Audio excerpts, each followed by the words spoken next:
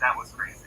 Okay, so our next question of the day is, wait a damn minute, why did Sylvie say she was pruned before Loki was born?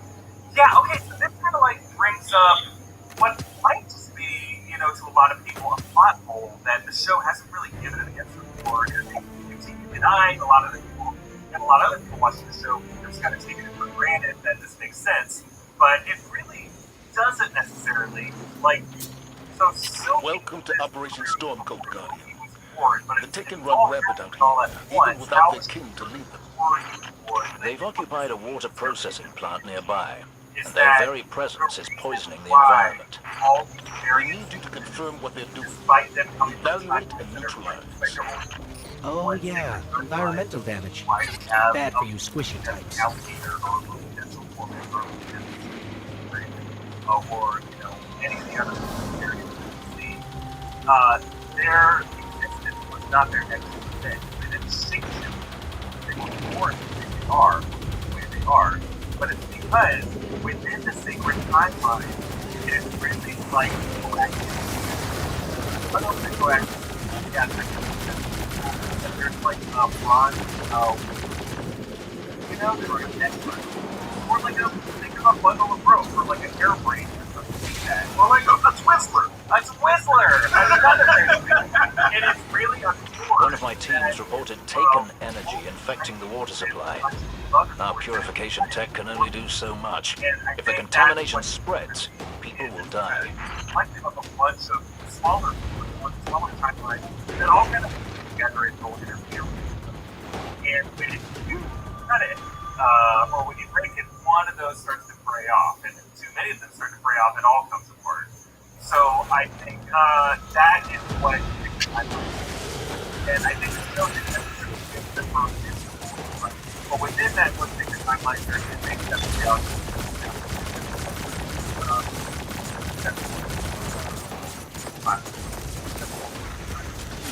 doesn't interfere, it doesn't when it is hanging timeline. I think the next event is right there like that, but the fact that you project I think that's not okay. But yeah, so when someone said I was approved for the one thing that was provided for the sacred timeline kind of Killing that blight returned the soil and water readings to normal. Let's hope there aren't lasting That's effects. exactly what I would have. Take them out. It's like going on. It's like with the first that we find Loki and isolation forward, then actually okay. The next, within the second forward, and like like you said, it is one super coaxial timeline and when the timelines break, those initial frames, then it still has a spider head, And I think that's what that is. But all these things still all these things work all together. But what is interesting about it is almost like, while it's a bigger timeline, it's one that's pushed together and stretched out.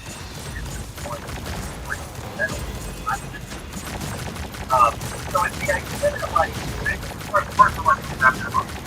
That's what it knows say that back on itself.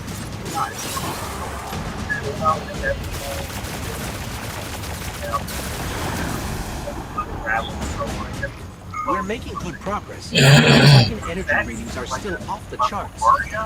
There must be a source. The Cabal hurt us, Guardian, but the Taken could ruin the EDZ forever.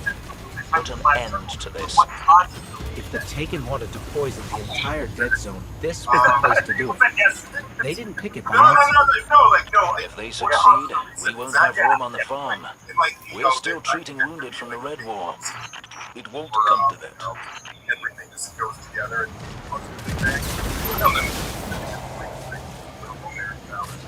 but I think that's what, like, it starts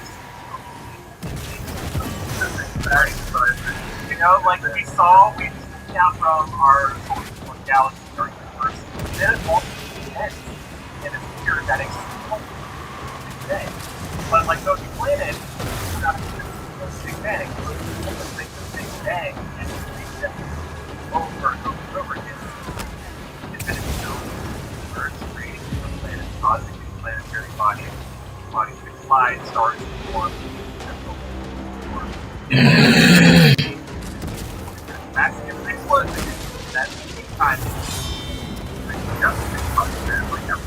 The Big Bang happened, and then like a bunch of there spreading out.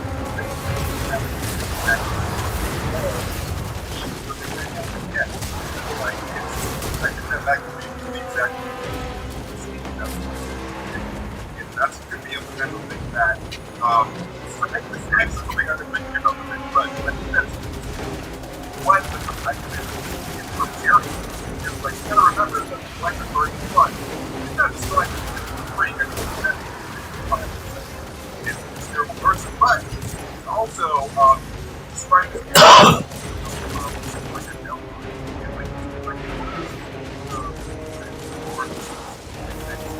not ours.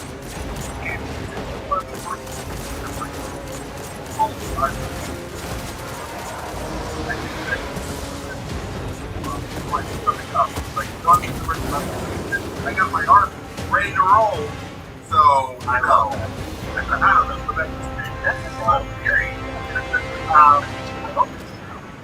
We have some time to answer a few questions. We'll try to do this round. Wait a minute.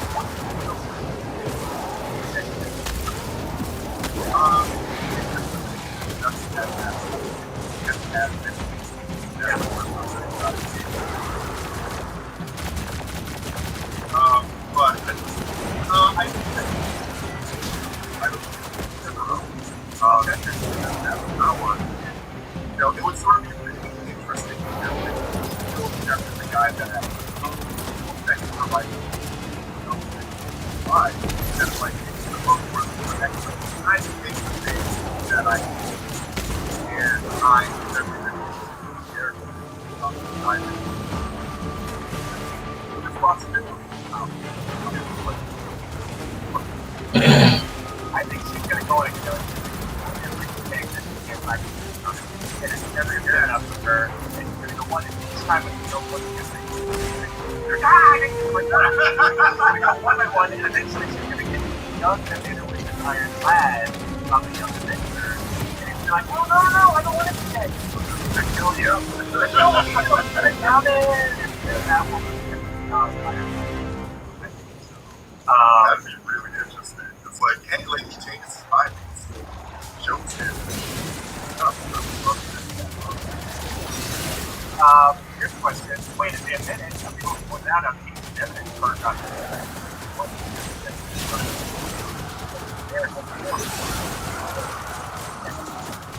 yeah, I mean, heard that. Like that's the logical thing. So I'm gonna find it. Hopefully, the one arm book is get him something with an arm now. Yeah, you know, or a lion. They just left that unguarded? Yeah. This smells fishy to me. I mean, in the past, I've theorized that, like, hey,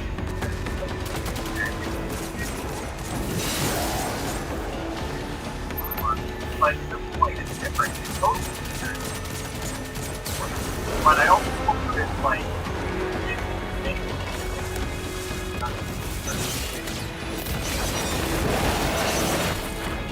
not like back in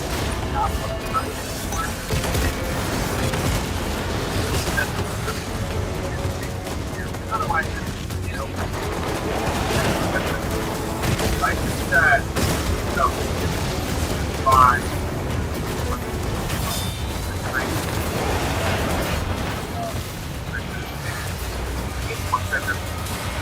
We killed the guy in charge and the big scary light. When it becomes cold, civilians and Guardians can stand side by side and accomplish anything. Yeah, it's like we're no longer within Infinity's known realm, so therefore these marks are useless. good answer. good answer. One final question that we'll ask for this episode. Rob, how did he get in the jar? What is his backstory? Well, I really like to think that Throg and the Gator Loki arrived in the void at the same time, and then Throg was like, "Okay, Loki, let's get help." And Gator Loki's like, "We're not doing get help," and he just puts him in the jar and shoves him underground. I don't know how he manages to put him in the jar because he doesn't have a possible stuff. But Gator Loki will find a way. Yeah. How do you make Throg out to? I guess the question is was this a Thor that was turned into Throg, or is this Throg that was always a Throg? I'm willing to bet this is a reality where Thor was turned into a Throg, and that was a Nexus event for someone that led to a reality where Loki recreated Kang or something like that. So I think it tells us more about the Loki from the reality came from than the Thor. Honestly, yes, because like the jar was right outside the Loki secret base, right? So like, yeah, that does make sense for him to a Thor that was turned wrong by this genius level. And I think the Mjolnir was put right there just to tell him. Yes. But what you would think that if he could pull the Mjolnir, he would be able to power up, like he could summon it. But maybe this Throg is not worthy of that Mjolnir. Maybe it's a Mjolnir from another timeline. And so across timelines, the worthy Destruct doesn't work. Even though in Endgame, though, I guess future Thor was able to summon that, and that was they were in a variant timeline at that point. But I think it maybe wasn't variant until he pulled Mjolnir. I think that what could have happened, now that I'm thinking about it, is that what if this is the Thor that Loki said that he killed? Because he left him in a jar underground. It was like, I killed Thor. Because after he turned him into a frog. Yeah, and Thor is underground. He doesn't see that Mjolnir's there, so he doesn't try to summon him. Because he's in the dark. Only we can see it from our point of view. So he's just trying to get out, but he's just like right in front of Mjolnir and he has no idea. Yeah. He's just like, this is Loki's torture. Yeah. It's like, no. Well, we're going to keep talking about Loki in the weeks ahead, but that is it for this episode of Inside Marvel. UT and I are going to be back every Wednesday to continue unpacking Loki and to answer all your biggest Marvel questions as we wait for your What If on August 11th. And of course, don't forget to check out our many great Loki merch options at NewRockstarsMerch.com. Follow MT and Master Team and follow me and EA Boss. Follow New Rockstars. Subscribe to Inside Marvel wherever you get podcasts. Thanks for watching. See you next time. Bye. Bye.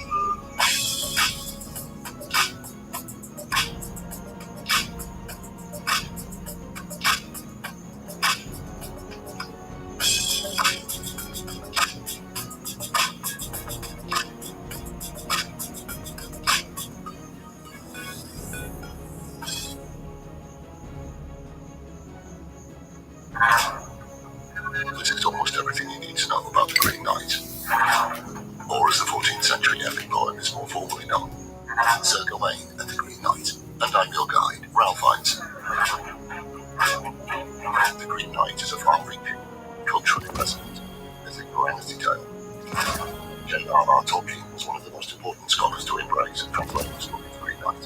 He considered the poem a window of many-coloured glass looking back into the Middle Ages.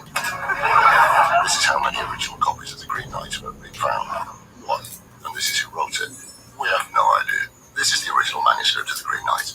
In 1731, a major fire almost destroyed the Green Knight forever, but miraculously, it survived. Now, let's get into this. Let whichever of your knights is boldest of blood and wildest of hearts step forth, take up arms, and try with honor to land a blow against me, the Green Knight. Scholars believe his character and green colour represent the respect for nature, the unknown, and death. I'll meet him. You understand this challenge? I do. He must sit me out yonder to the Green Chapel.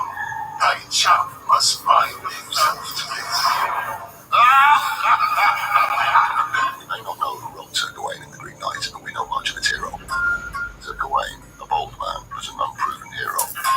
In Camelot, Sir Gawain was a knight of the Round Table. The iconic place for Arthurian knights represents the chivalry model. Gawain's stories have countless interpretations, characters across pop culture and beyond. Cheers, but a scratch. So Gawain is a knight without any heroic tales to tell. Not to tell. In this world, one's word was defined by Shall we begin then? West is Gawain's chance to prove himself. This doesn't reach me. Wrong. To want greatness for you. Gawain's uncle, King Arthur, legendary king of Britain, master of castle and court at Camelot, keeper of sword, Excalibur. His aunt, Guinevere, beautiful and noble queen of Britain, wife of King Arthur, had an affair with Lancelot. I must admit, Guardian, Mother to Gawain, very King curious Arthur's to see officer, what you've got for practitioner me to of crack magic. open. Merlin, legendary wizard, bard, prophet, and advisor to King Arthur. Along his journey, Gawain faces many obstacles, strangers, and foes, forcing him to prove his honor, his courage, his chivalry, and his loyalty. In this tale lies a moral lesson that echoes through time. To make honor our guiding light. Since the darkest Description can break your heart sometimes. chivalry isn't dead.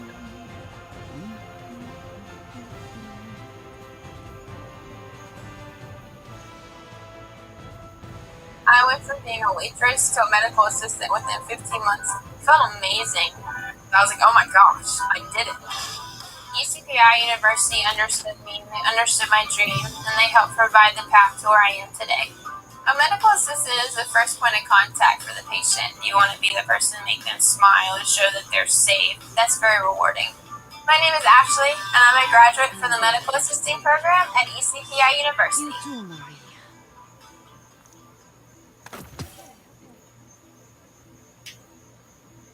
Yes, Guardian, by all means. Let's get started. Welcome to the Full Story series. Here at Comic Story, and this is when we take a lot of our older videos and combine them to one giant video for you to enjoy and go through all of the videos. Now, this is the storyline of Amazing Spider-Man written by Dan Slott, known as Worldwide. This storyline is taking place after Superior Spider-Man, in which Dr. Octavius, in Spider-Man's body, gave him a fortune and made him super intelligent. And using this money and his know-how, his abilities as Peter Parker, he created a multinational company using webware, which is basically like an iPhone, and making a fortune off of that. He then tried to make Spider-Man a worldwide superhero. Now, this is most of the core storylines. We did chop out a few of the minor ones, but this is the majority of the core storylines, telling the beginning of Worldwide all the way to the fall of Worldwide. But there is one story that is going to be missing from this plot, and that is the clone conspiracy.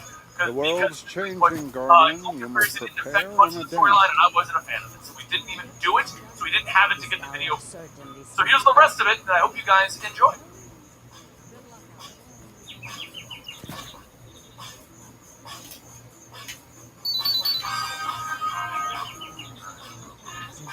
And Paris must understand that they are fighting for the same side. With great power comes greater storage speed and battery life. Welcome to Webware from Parker Industries, bringing you affordable internet, clear reception, and unlimited data. Anywhere on the earth, even in my friendly neighborhood. Webware, when you are ready to master the web from your pals at Parker Industries. As you can see, things have gotten a lot better since our last adventure in which Parker Industries was destroyed. It is now a multi-billion-dollar company. Peter Parker is the head of it, with multiple technologies and contracts in the works. Nothing can stop him now, except the villains tearing up Shanghai. Spider-Man and world's Mockingbird are running changing, the Guardian. Spider-Man You flood, must blistering prepare speeds and down the adapt. highways on the roofs and the walls of the tunnels. Mockingbird explains the situation, that these individuals are members of Leo Sect, and they broke into the Parker Industries Shanghai branch. And now they're trying to make off with the secure servers used to house all of Parker Industries' technologies. The exact servers that are linked to every global webware account in the world. Various cars are exploding around the Spider-Mobile as the villains destroy them, but the Spider-Mobile can do whatever a spider can, and avoid them with ease. The villains didn't expect Spider-Man to catch up, and they definitely didn't expect the Spider-Mobile to be chasing them by driving on the ceiling. mystery is Shanghai cheers you Spider-Man never know on. what you're going Waves to his hands find. at them as he's sticking to the roof of the Spider-Mobile as it drives at its blistering speed on the roof of the tunnel, and he shouts back at them in Mandarin, "Thank you! I love you too, Shanghai!" Mockingbird takes a moment to let that sink in. When did you learn to speak Mandarin? The Spider-Mobile sprouts legs and catapults Spider-Man and Mockingbird right to the front of the Leo Sec's car, and he jumps onto their hoods. Hey, Val? Tell Speak here which to me not of the darkness. I want he then hits the car with his new zapper web shooters, shorting out the entire car, and then he web foams the car to brace it for impact. Mockingbird then grabs the Leosec members and begins trying to interrogate them, but the goon cracks a poison tablet in his mouth, preparing to die for his cause. Spider-Man shoots him with the antidote, preventing him from killing himself. Mockingbird looks back at him. Now I'm impressed. He then brings the secure drives back to Parker Industries, and we get to see his new life. He runs this organization with the help of Anna Maria, and they have multiple technologies that they've invented, and they even have a charity foundation known as the Uncle Ben Foundation. He also now has fake Spider-Man running around as him, keeping up the appearances of Spider-Man as Peter Parker can keep up the appearances of Peter Parker. The individuals are old allies of his, such as Prowler. Everything for Peter Parker is going well.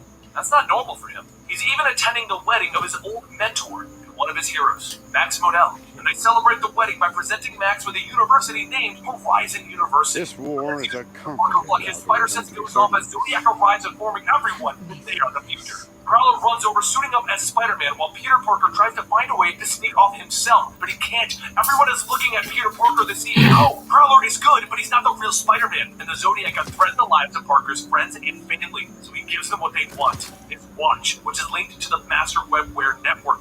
He's not worried, though. The entire network is encrypted, and Spider-Man now has 12 hours to find the Zodiac gang and get it back. He then turns this to Johnny, one of his business partners, the individual who caused him all of the problems before. Decryption can break your heart. And goes to Johnny. I piece it all together from the security footage of our destroyed building. This is not happening again. Do you understand? Yes. I'm glad we had this talk. The next couple of hours are hell for Peter, as his entire board of directors wants answers as to what he's going to do about the Zodiac organization. He ensures them that the watch is encrypted, and he has Spider-Man on it. They shouldn't be concerned. Remain vigilant, Guardian. We may Spider-Man and Prowler track the watch to an underwater base. Using this new stealth technology, he hides behind a whale, and they sneak their way in. Prowler telling Spider-Man, shut up, no quips on a stealth mission. They pop up and drop the guard before moving deeper into the base, where they find a room of villains discussing their need to crack the encryption on this before the deadline. But as Aquarius raises her hand to declare that by the stars in the sky, and then she stops, because Spider-Man's camo has worn off behind her. That Spider-Man is some guy in the ceiling right there, isn't it? Y'all see that, right? They jump down and begin swinging. So much for stealth. The enemy team begins shooting lasers at Spider-Man, and they all just bounce off. Look out, here comes Spider-Man and his amazing spider armor. Pew pew! While they were busy, though, Aquarius sent the encrypted files to every base around the world. She then presses the self-destruct button while laughing maniacally. Ha ha ha! We've won this time, Spider-Man! Spider-Man and Prowler hightail it out of the base, with Prowler asking why they aren't knocking out one of the bad guys and taking them with them. But Spider-Man explains they knocked out some guards This earlier. war is a Other complicated people battle, on their to be ship certain. can't leave them to drown. They load them up on the spider submarine and then begin to dish the base just as it explodes. But this was all a part of Spider-Man's plan. He calls up Mockingbird and Nick Fury to inform them that it's done. Zodiac has sent the files to all of their bases with the tracer in the encryption. Spider-Man and S.H.I.E.L.D. now know the location of all of the terrorist bases. While S.H.I.E.L.D. is trying to track down the exact locations of the bases, Peter Parker went ahead and bought the Baxter building and renamed it Parker Industries. This infuriated Johnny, also known as the Human Torch, but once Peter showed him the monument that he made for the Fantastic Four, Johnny was a lot happier. While this was happening, Zodiac broke into the secure ship facility where they were keeping their prisoner and managed to kill him. Not because he revealed any information, but because What can I do for you, Warlock? S.H.I.E.L.D. then launched their plans against the organization by planning a globally coordinated attack against all of their facilities. But they quickly learned that all of the facilities that they learned about were empty. They were all just dummy facilities. They were played for fools. During all of this, Spider-Man bailed on the op to rescue Aunt May from the Goblin. Things aren't as bad as they seem, though, as Peter Parker explains. They may have gotten played, but they'll play these guys at their own game. And he apologizes for sending his personal bodyguard, Spider-Man, on a separate mission. He explains that they will use Spider-Man's facial recognition technology to track down the members of this organization. The question does come up, though. How can they track a gang that they've never seen the faces of? And Nick explains to Peter Parker that they lost their prisoner. Zodiac broke in and killed him. Don't tell Spider-Man. He'll be upset. Peter is taken back by this news because he really is Spider-Man. No one knows that, but he decides to move forward with the plan. They don't need to know their faces. They need the technology to alert them the moment that anyone in their masks show up. And it's almost as if it was timed, because that exact moment they hit the British Museum and they get the alert. Everyone runs off on the mission, but Peter asks the more important question. How did they get this alert since they haven't got permission to use the CCTV feeds in London yet? So Johnny and Anna Maria explained that they have no idea. Someone leaked the Parker nanotechnology into the CCTV feeds. But while Peter Parker is trying to figure out who authorized that, Johnny tells him that it probably should wait. They're going to need Spider-Man on this mission. Then the entire team comes crashing through the museum windows, ready to fight. Mockingbird goes up against the Archer, while Johnny gets busy fighting against the other members of the organization. Spider-Man runs in and corners their leader, Scorpio. This is all a part of Scorpio's plan. He grabs the artifact and he hits the auto-kill button on all of his lackeys. The poison pills in their teeth crack, and they all begin to ingest poison. But Spider-Man takes that challenge. He won't let anyone die if he can help it, and he manages to hit all of the people with the antidote darts. He did it, except Scorpio got away. The battle isn't over yet, though, but for right now, Spider-Man wins. He went back to his company where he traced the nanotechnology CCTV signals back, and he discovered that it was somebody from inside Parker Industries. Since he can't figure it out, he assumes that it was Johnny again. She is the one who staged everything before and even caused the destruction of the original building. He offers her no options. He tells her that he'll buy her shares, and she is now excused from this facility. What Peter doesn't know is that the memories and personalities of Dr. Otto Octavius have been showing up in the living brain. He also doesn't know that his largest investor is secretly Scorpio, the leader of the Zodiac organization. He also isn't aware that there is a bandaged man building a small army against Spider-Man.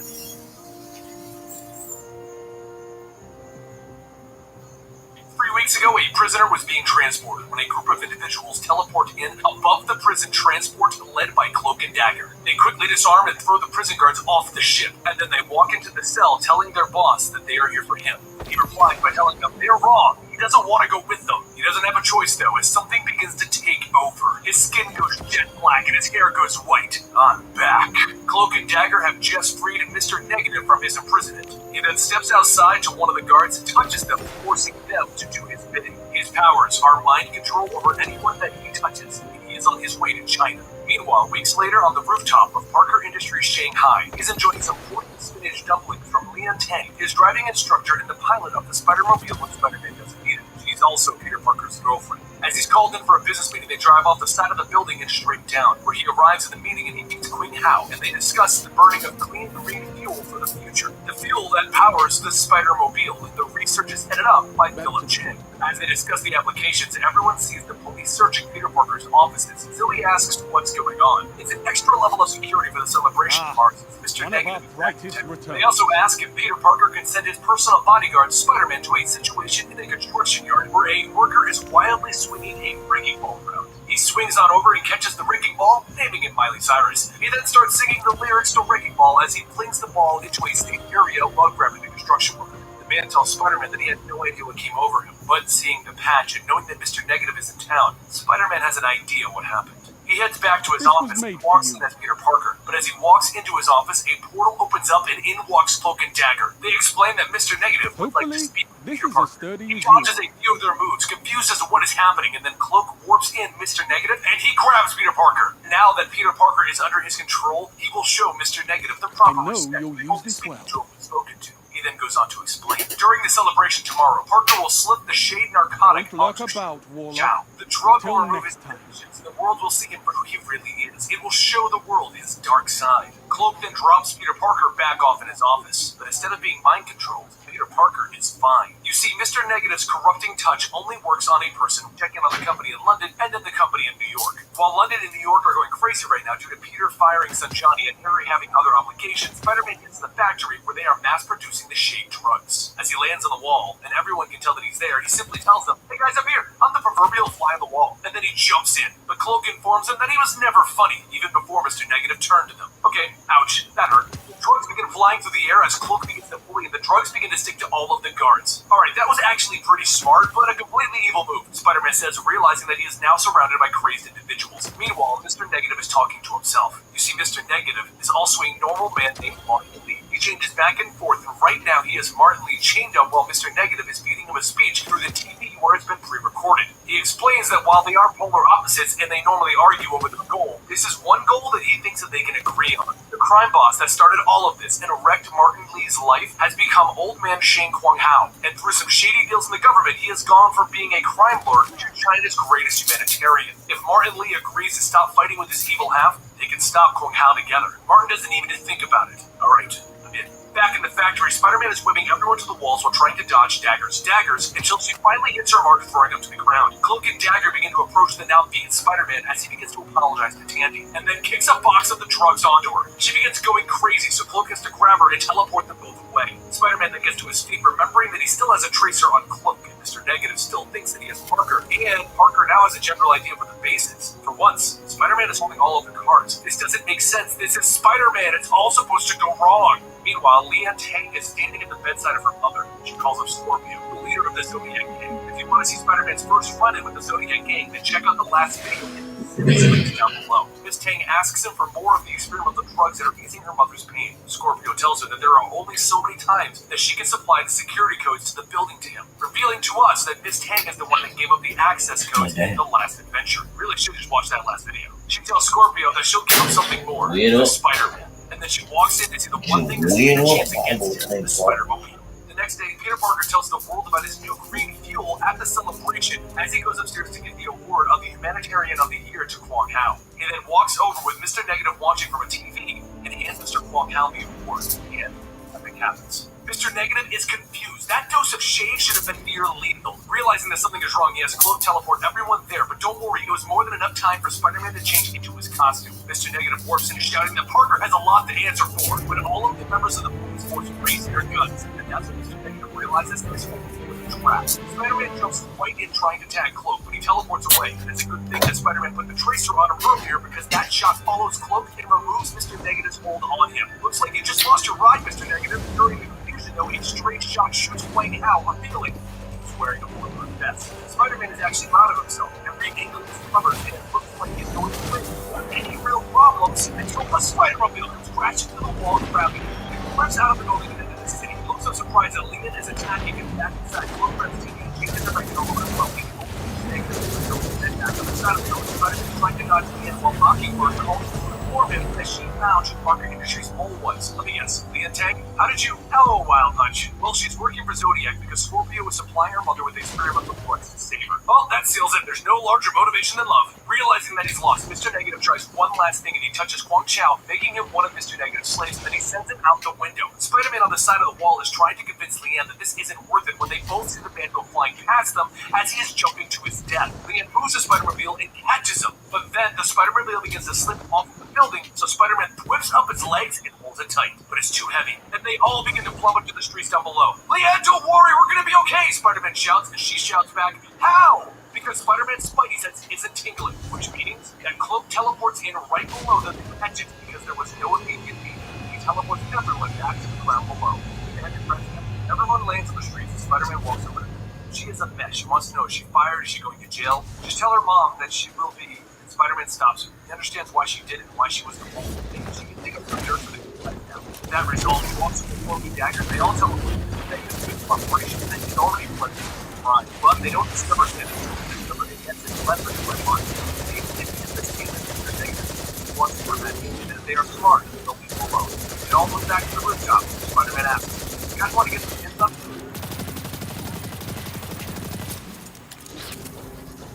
Our sword begins to hit Fury's tank and Parker awards him back into the rooftop. As Peter's guards stop Nick and tell him that he needs an appointment, Spider-Man appears over Nick and tells him that he's got something to tell him. And he's going to love it.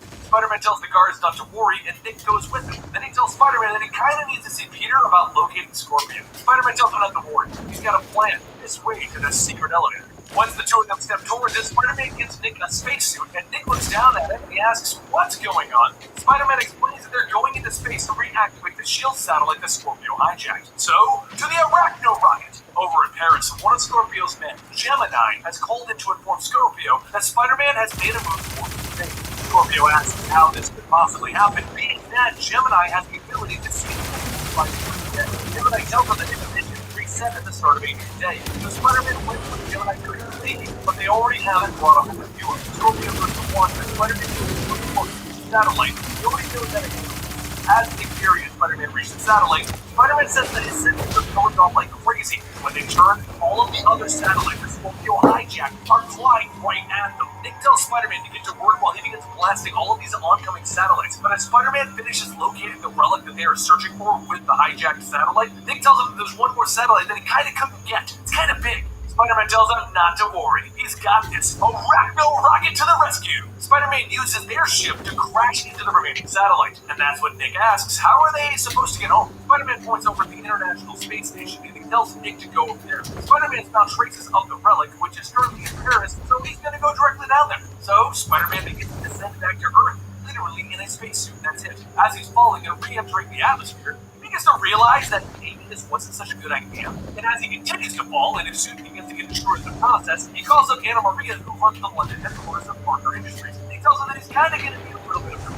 He asks him how. He's currently in New York, and Peter Parker tells him that he was, but then he was in space, and now he's in Paris. So could she bring him an extra suit? No, Chris. As he begins to pick up speed and his web parachutes begin to burn up, he starts to cover himself in a ball of web. And he begins to think that this should work, right? Should totally work. And then he comes crashing back down on Earth, and he thinks, yes, he did it. He has that web through, but he did it. He crashed back on Earth, but the whole light shine through. And soon, a hole floated open into the wall of web, and as Spider-Man lays there, Scorpio himself stands over him. Spider-Man politely asks Scorpio if he can give him a second. He just kind of felt his face. Scorpio explains that he kind of knew where he was going to fall. He also knows that Spider-Man is out of web fluid, and he has no gadgets that come to him.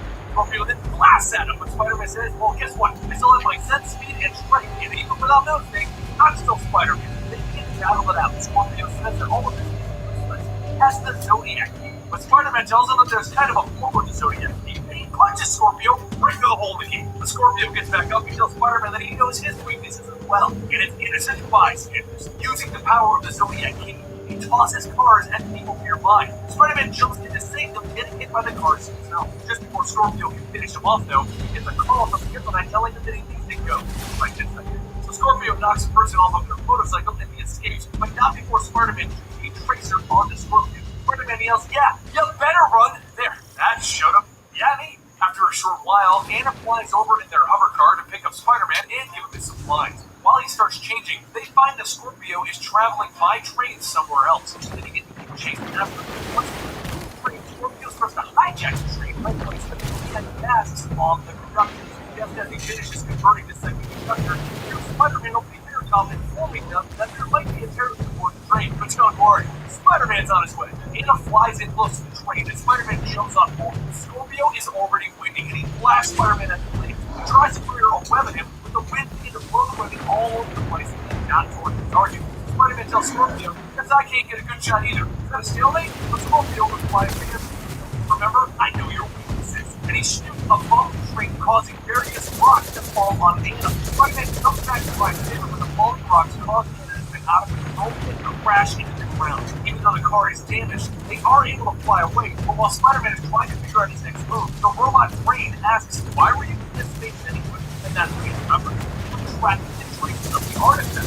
He remembers where he has to go. He needs to fly where Spider-Man tells him to go, and when he reaches the hole where he came from, Spider-Man begins to remember his house. This is the house of Vernon Jacobs, one of Parker Industries' biggest shareholders and investors. And judging by all of the star charts and Zodiac themed sculptures, his mom is Scorpio. Spider-Man begins to go deeper into the house, and he realizes that Parker Industries' resources into God knows what. But there's so much for him to go through.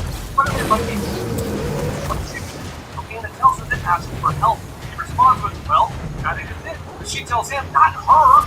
Scorpio needs company, so it's Spider-Man. So Spider-Man begins to call in some of the company's greatest individuals as holograms and look over the system. As he looks around, and Spider-Man tells them, all right, your boss wants to know things now. But before they can do what they're finding, a hologram of Scorpio appears. He now reveals himself to Vernon. He tells Spider-Man that he can actually him with the power of Gemini. He can visually complete. What is this now? Spider-Man can go ahead and tell Parker that all of those prophets are one in this Zodiac group. Spider-Man tells him to stop this. Scorpio tells him he really needs the boss. He goes with a snap. He can bring it all down. Wealth, fame, power, all of it gone. Spider-Man responds with, he isn't sure what Scorpio is planning, but he knows it's fitting. So he and Peter are ready to lose it all and take it. Spider-Man is to try and find a location where Scorpio went, but nothing is turning out. Rockford on the stop. He tells her to pretty much go. Spider-Man just aside over in Greenwich, London, from which relative soul in the Zodiac Key. And as they're revealing at this moment, this is the date of the Holy Alliance, the time of the sentence. Just as the Ola Reef in a great replay of power of the Zodiac Key. They are the future. Back with Spider-Man, he notices the sky. That's over Scorpio. Some of the flight outside of the door. But Spider-Man is telling him that he's here, and he's going to be interfering. Spider-Man will come with Augie for any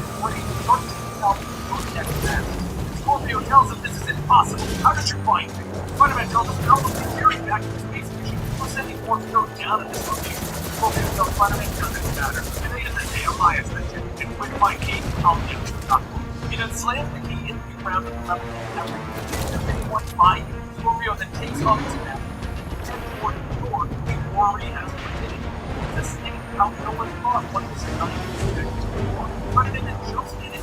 Scorpio came over his face. They know Scorpio taking the whole new room. Armpit punch. He then punches Scorpio in the armpit before giving the drum. Spider-Man then says yada yada etc. Unlock key to death. What happens if someone else gets there first? Scorpio yelled out, "Go!" He got all Spider-Man. He goes down, sees the door, and he realizes, oh, the key works the giant. But before Spider-Man can put the key in, Scorpio runs into the door and something bad.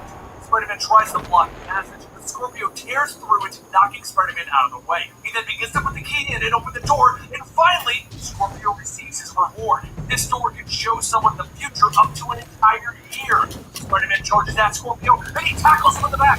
Scorpio begins to fall into the door, so Spider-Man shuts the door. Once they're closed, he locks the door. Outside, everyone begins to snap out of Scorpio's trance. Robbie is assuming that Spider-Man took out Scorpio. Spider-Man says, yeah. So she asks, well, where is he? Honest answer, I smacked him into next year. You're being serious, aren't you? For once, yeah. He walks over and joins Spider-Man and tells him that this is going to get killed. Spider-Man tells Anna Maria that she just joined him, and Anna tells him that's because she likes you there. Spider-Man asks, really? And Anna Maria tells him, shh, watch. Now we can make her jealous.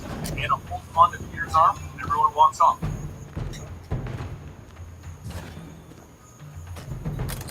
Peter Parker gets ready to go on stage to promote his uncle's Ben Foundation. But while Harry assists him with his time, Harry notices that there is someone else here, Mary Jane. Peter asks her what she's doing, and she tells him that she's making an entrance. But actually, she's here to work with her new boss. Peter begins to ask what happened to her old job, and then he stops and asks, wait. New boss? Before Mary Jane can answer, though, Tony Stark steps in. Peter says, hello, Tony, and then he realizes that this is her new boss. Tony asks Peter if he tells him, yeah, we all lived together in the Avengers Tower, Tony, don't you remember? You helped me build the Iron Spider suit for Spider-Man? Nope. Tony then goes on to state that being Tony Stark means so many people. It's hard to keep track of them all. And with that, Peter has to start getting ready to promote the Ultimate Foundation. So Tony and Mary Jane head off to their seats, but before sitting, they meet Augustus Roman, the CEO of Empire Unlimited. Mary Jane asks if they've met before, but Augustus tells her, certainly not. I would remember. A short while later, Peter gets on stage, but before he can go into his speech, claws begin to appear behind him, and through the wall, Ghost, the corporate espionage supervillain, jumps out telling everyone that he sees what everyone is doing. Everyone here has been beating up the poor and the disenfranchised, but none of them are worse than Augustus Roman. Ghost then begins to charge his attack, and he blasts Augustus, knocking him down. Peter Parker and Tony Stark both suit up, and they swoop in to stop Ghost, but when the two of them jump out of nowhere and they begin attacking, both Peter and Tony argue about who's going to stop Ghost. They begin to bicker back and forth that Spider-Man's better than Iron Man, but no, Iron Man's better than Spider-Man. And Ghost begins to ask, are you guys being for real right now? Mary Jane and Harry run over to Augustus and they help him up, but Augustus tells them, I will be fine. Harry then tells him it's the least that they can do. Someone saved him and his family a few nights ago, so we should pay him forward. Peter and Tony, as Iron Man and Spider-Man, continue to argue over who should take down Ghost, and that's when Peter mentions that Parker Industries is way bigger than Stark Industries, and Ghost kind of agrees. So who blasts Spider-Man? Ghost begins to escape and Tony gets chased, but Tony's attack doesn't seem to be doing anything to Ghost. That's when Peter returns to the fight, and it's the same thing. His attacks don't seem to be doing anything. Ghost states that he has seen their attacks before, and he prepared for this, even for Spider-Man's new move, because it was posted on YouTube. Peter and Tony follow Ghost, and Peter begins to ask if this is the part where we actually team up. And Tony tells him, yeah, we should do that. So Spider-Man shoots one of his web coils through Ghost. Tony then grabs a hold of it and begins to electrically charge it, causing it to vibrate. The shock goes through Ghost, and it begins to fry his defenses. And finally, he falls to his knees. Spider-Man says, look up, we're at the Midtown Manhattan Library. It's where they did that scene in the Ghostbusters movie where they cross the street. Kinda like we just did, Iron Man. Later in the cellar of the super prison for super beings, Betty Brant is interviewing Augustus about his prison. Augustus goes on to say that he's proud of the facility's perfect record for not having a single outbreak. He also states that he wanted a place where these super beings could be controlled because no one should have to lose their family, like he did. As the interview concludes, Augustus walks back into the back rooms of the prison and has rows of people in test tubes. It might be too late to do also reach into suit, telling Dr. Stillwell that they will be preparing for the next stage because the world will be safer if he had all of the world's superpowers. Later, Peter and the others in his office watch reports of a new superhero named Regent stopping in the middle of the morning. Peter tells Harry that it looks like he's in rushing over this Regent guy, and then a voice tells Harry not to worry, she will save him. Betty Brand walks in, and Peter tells her it's been so long since they last saw each other, but why is she here? Betty says that she's just here to grab lunch with Harry and catch up on things. Betty then asks Peter if he'd like to come, but Harry tells her no, Peter is the big boss, busy with meeting spreadsheets and pie charts, and then whispers to Betty, what were you thinking? As they leave, Peter goes back to his office. All of his workers begin to ask him for approvals and for him to look over this and that, but Peter tells everyone actually he has to leave for his Big Brother program, which is sort of true. He actually needs to go check on Miles Morales, a younger individual with spider powers to imitate Spider-Man. Peter heads over to the batting cages where Miles is at, watching him with the oncoming balls, yelling, pew pew pew! He then lands and he asks, what did I tell you about that, Miles? And Miles tells him, I know, it's wit. But as Peter looks over, he asks what he's doing here. And Tony Stark is all suited up as Iron Man, stating, don't mind me, pretend I'm not even here, if that's even possible. Miles says that he and Tony were just getting back from an Avengers meeting, and Tony wanted to test out the new web shooters. Peter then asks, what's wrong with the web shooters that I gave you? And Tony tells him, that guy Peter, good guy, but he has terrible design work. You see, Tony Stark, who is Iron Man, is unaware that Peter Parker is actually Spider-Man. Miles, realizing that Tony just insulted Peter Parker realizes that this is not going to be a good thing, and that's when Tony offers to help Spider-Man with his web shooters. Elsewhere, with Harry and Betty, the reason they didn't want Peter to come along was so that they could have lunch with Mary Jane and not have a scene. Every time Peter gets near Mary Jane, old feelings come up and seem to happen. Then he begins to talk about how our interview with Augustus went, but when Harry looks at the paper, he notices the logo for the prison, and that's when he remembers something. The other night, when he and Mary Jane helped Augustus up with the attack from Ghost, he had the same logo on his clothes. And that's when all three of them realize that, yup, Augustus is totally Regent. Back in the batting cages, Tony continues to make fun of Peter Parker, and he tells Spider-Man that if he wants, he can come work for him. When things go crashing down for Parker, Miles then holds his face in his hands, and Peter turns and punches Tony right in the face. Tony asks him, what's your problem? And Peter tells him, it's company loyalty. Miles tries to break up the fight, but the two of them continue knocking each other around and flying all over the place. Seeing all of this on social media, Augustus is watching and he tells Dr. Stillwell that now is the time to begin the next phase. Miles decides to let Peter and Tony work out their differences, and he decides to leave, but as he swings away, he discovers that he's trapped in a red bubble. At that moment, the bubble pops, and Miles comes crashing down into an alley. Miles then sees Regent in front of him, and he tells him, so not cool, you're a hero, right? So what are you doing? And Augustus tells him, I'm saving the world. Back over in the batting cages, while Spider-Man and Tony are still continuing to fight, they hear an explosion, and they both call out to Miles. They rush over to where the explosion was, and Peter finds a piece of Miles' chest piece ripped up on the ground. Over in the cellar, though, of the super prison, Miles is hooked up to one of the test tubes from earlier, and that's when Regent tells Dr. Stillwell that this is a big important step that they've taken today. Right now, last time I came here, I died profusely. Where he sees Betty Brant, and Betty tells him that she'll just cut to the chase. Are you secretly Regent? As time passed, one by one, Regent began taking down all of the Avengers and acquiring their powers, even that of Thor's. After returning to his super prison cellar with his latest Avenger, Thor, Dr. Stillwell tells him that he needs to be careful with his suit. He doesn't think that he or the suit can handle another fight as of now. Augustus begins to take off the Regent suit, and he makes his way back to the upper levels of the prison. He tells Dr. Stillwell, do not worry. As of now, the suit will be given a rest. There are things that only Augustus Roman can handle, starting with my first meeting with Mr. Osborn. Over at the Avengers headquarters, Tony and Spider-Man continue looking for Miles, and they're having no luck. Jarvis even comments that, oddly, he's heard nothing from the rest of the Avengers, not even a peep. When suddenly, through the window, Red Wing comes flying in. Tony realizes that it's not a good sign when Red Wing is alone, and when Spider-Man and Tony try to figure out what to do next, Spider-Man gets a notice on his webware. When he plays back the message, it's a pre-recorded message from Harry telling him that he's going to need help in the super prison cellar, that he ran went missing, and he thinks Augustus had something to do with it. Mary Jane realizes why that is. She, Harry, and Betty all figured out that Augustus is actually Regent. Tony tells Spider-Man to web up and hang on, and then with Spider-Man clinging onto his suit, he flies out of the room. As he heads towards the cellar, Tony makes a comment about Regent's suit, the way that it's unfinished and puts the front of the that's an unfortunate thing that and that's that even heroes like them destroy cities with their power. Regent flies in, launching Spider-Man towards the ground, and as Tony heads down towards the ground, the fight with the Regent begins. It's something that they see.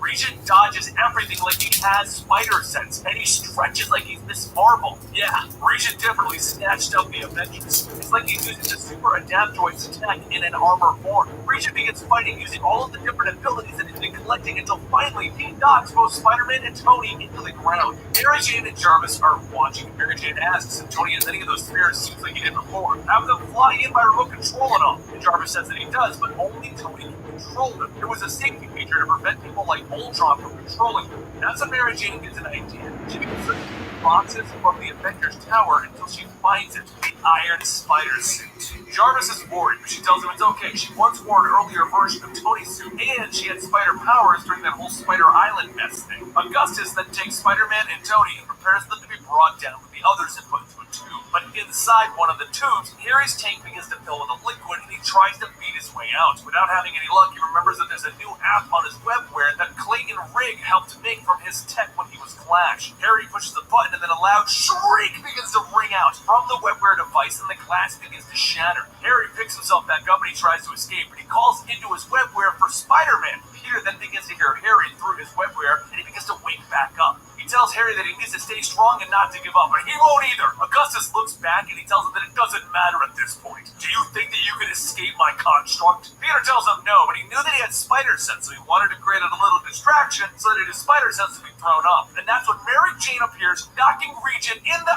Iron Spider suit so hard that he releases his grips on Peter and Tony. As Peter and Mary Jane begin to battle it out with Regent, Peter stops and he begins to ask her, "Are you getting a weird feeling?" And that's when Mary Jane cuts him off and continues the sentence. Like this has happened, and Regent ends the sentence stating, "Before, but something's different." Tony flies in and asks, "Did it have more explosive missiles? Maybe? No? Oh well, I tried." And he launches in multiple missiles at Regent, blowing them up all over him. Mary Jane tells Peter to go on and help Harry. Her and Tony will handle things up here. So Peter makes his way into the prison and he finds Harry struggling with some of the guards. After freeing him, he then goes in deeper, beating up more of the guards to rescue Miles. And then all three of them begin to break everyone else out of the test tubes. Back up on top, Augustus begins to lose each of his powers one by one as the superheroes are being freed. But before he can finish off Tony and Mary Jane, the ground begins to crack. And a second later, Augustus is surrounded by everyone that he has captured. When Augustus finally captured and locked away in his own prison, the lives of everyone begin to return back to normal. Peter figures that it's time that he spends more time with his family and not lose sight of things like them anymore, with work in the way. Peter invites Aunt May and her husband Jay and all of their friends to a coffee shop. Augustus lost his family and it consumed him. Peter didn't want that to happen to him. As everyone begins to have a good time, Peter makes his way through the group saying hi to everyone, and that's when he overhears Jay Jamison coughing. Everyone rushes over as Jay hits the ground, and Peter tells someone to call 911. Happy pop up the 10. Out on the streets of Las Colinas, Rojas, Peter Parker and Mockingbird Bobby Morris are joined by Tarantula and Devil Spider as they raid the nation's greatest drug lord, El Foco Cuero. As the groups make their way through the tunnels, Peter says that his source is right. This isn't a standard spider hole. Bobby asks, what, no witty retort? Nothing? And Tarantula says the previous Tarantula said that Spider-Man was always funny with the jokes. Peter tells them that there's nothing to laugh about down here. They've got work to do. The further the group goes, Peter tells everyone that they don't have the element of surprise. He'll have to be the one to take the lead. The spider sense should give them some warning that something is going on. And Bobby asks, what is your entire plan exactly? Just running headfirst in? Tarantula radios back to S.H.I.E.L.D. stating that she would like to take command of the mission, and Nick Fury tells her negative. Spider-Man is in charge. Plus, he's the only one who knows where everyone's going. Nick then asks, are they going to know how they got this intel? And Peter tells him that someone owed him a favor, because just prior to this operation, that source happened to be the Kingpin, Wilson Fisk. Back in the tunnels, a group of goblins appear. Peter says, yeah, this is the right place, all right. The goblins throw flash grenades, and they blind almost everyone. Peter shouts, don't worry, I got this. Meanwhile, above on the streets, a cloaked woman finishes planting an explosive along the street when some of the residents come out asking what are those things in the street. One of the boys says that he's going to go get one, and the cloaked woman screams for him to get back and starts to fire her gun into the air. Down below, the fight with the goblins continue, and Tarantula says that she thought that this impressive spider sense was going to alert them. Peter tells her, yeah, if you want out... The Vex network is a sprawling digital meta-consciousness. Unlike a human mind, it can be manipulated. Peter punches into one of the goblins and tells her no. He knows exactly what he needs, and it's not anyone who's going to hold him back or be in his way. Is that clear? Bobby asks, what's gotten into you? And Peter says that she has no idea what he's been through, what he's lost. He needs this win. He needs Osborn. Devil Spider jumps in, kicking one of the goblins. That he thought that he was supposed to be. be after El Facaro. You know, their nation's drug lord and drug runner. And Peter tells them that they're going to go El Facaro. There never was. It's Norman Osborn using another face with another identity. Just then, Facaro appears with a machine gun firing, stating that he's gutted people for much less than breaking into his home. Back topside, the close organization goes clear of any remaining residents and then presses the switch, causing a massive explosion. The shockwave of the blast travels all the way back underground, looking at somebody behind him. Facaro makes his escape. Peter spots a bag with pumpkin bombs and calls out to Devil Spider. After Peter tosses the goblin at him, Devil Spider asks what is supposed to shoot this guy. Peter says they're shield guys. Take these men and out. Take the pod, don't wait for them. One of the field agents then looks at Bobby and asks what do they do. He tells them do what Spider-Man says. Stick with him. As Peter and Bobby run on, she asks what is the plan then. And Peter says that he has no idea. He's kind of making up his ghosts. While the structure behind them falls, Peter quickly webs up with Harrow and grabs him, continuing to run along the same path that he know. They flash him behind, closing him into the wall. And Peter says, well, the last one has to do extra laps. More debris starts to come down around them, and Peter takes the bag of bombs to the bottom of the pool and arms him. He servers is telling them both of them to breath. The water wasn't brought down here in buckets. It would have to have been pumped in. But before Bobby can even ask, the charges go off underwater, sucking all three of them down into it. Peter shouts at them to close their mouth. Trust him! Seconds later, everyone's thrown through to his grave, and Facaro shouts, "You're both crazy!" Peter says, "Come on, Norman, like you go crazy." And Facaro shouts, "Stop calling me that! I am not this Norman Osborn person." And Bobby asks, "You don't think maybe he's not?" Later at SHIELD headquarters, Nick says this is not Osborn. Fingerprints break the skin, voice break the skin, whatever he thought it was going on. Peter screams out in frustration away the tape. And Nick tells him, "I hope you feel better." And that was a spy tape that looked awful. Elsewhere, though, Norman Osborn, wearing Facaro's face, says that it looks like the real Facaro was almost killed in his face.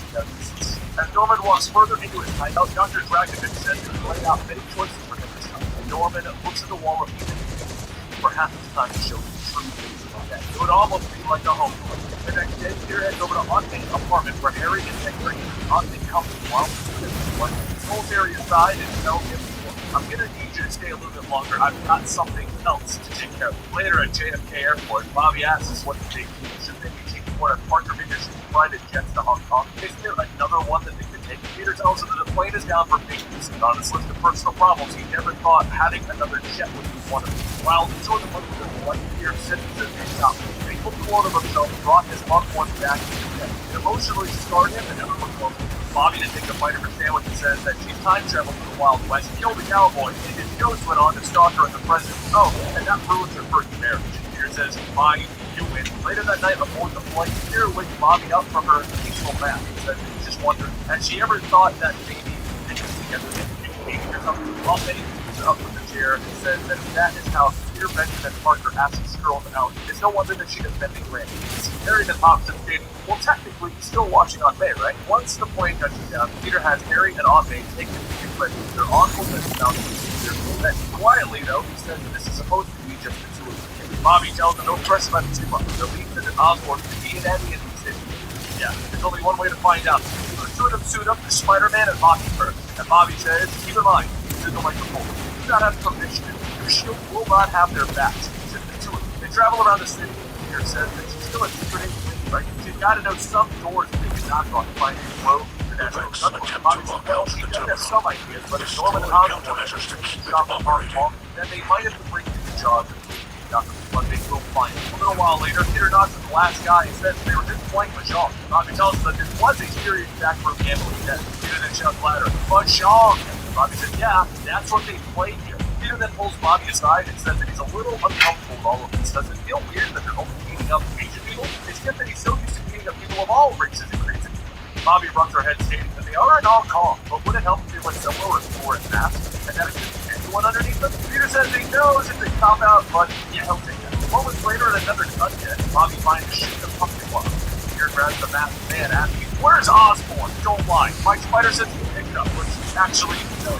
The man shouts that he doesn't know. All Osborn said was something about OPM. Bobby says that she's been speaking Mandarin for a while, and she has no idea what that means. Peter shouts, stating over and over, and then he says, OPM, the Uncle Ben Foundation. Wonder where Aunt May and Harry are right now. Meanwhile, over at the charity event, Norman Osborn, wearing his face, spots Aunt May, is ready to take it. but before he does, a woman asks, anything else you're on for? Harry takes a piece of food, no please, no thanks. It's actually Lyman. Harry Lyman. Norman grits his teeth, realizing that the son is actually mother's thing. After everything, he can't decide the Osborn legacy, his birthright. A few buildings over, the close woman from before grips her rifle, kicking him in hair. Peter and Bobby spot what looks like a floating sniper rifle, so Peter swings down, kicking that woman. The gun goes off, and everyone in the event begins to run inside. The close woman then runs behind Bobby, kicking her away. And Peter fires his red foil, sorting out the close neck on the woman. In a flash, the figure appears, and Peter asks, "How are you alive? What's going on?" Silver City said, "What's going on?" As he continues going on back over the event, and answers the gunshot from the one for Harry. Norman tackles him to the ground, asking if none of his man. Harry didn't think so, but that voice, "Son, you can't be my father. You can't be that." Norman tells him, "You may be a whiny little brat, but you will always be my boy. My firstborn, and Osborn. Now, if you'll excuse me, Daddy's got the work." Across the way, Peter asks what the heck is going on as Abel fires her grappling gun, stating that she missed her shot and now Osborn's getting away. As Peter and Bobby follow, Bobby says that Sable's alive again. "You don't think that she's a clone here?" Peter stops her, telling her, "No, just no, I can't do clones anymore." He swings down past the event, asking if Mrs. Parker is okay. And Harry shouts that they're all fine, but the one in the back on those lights is.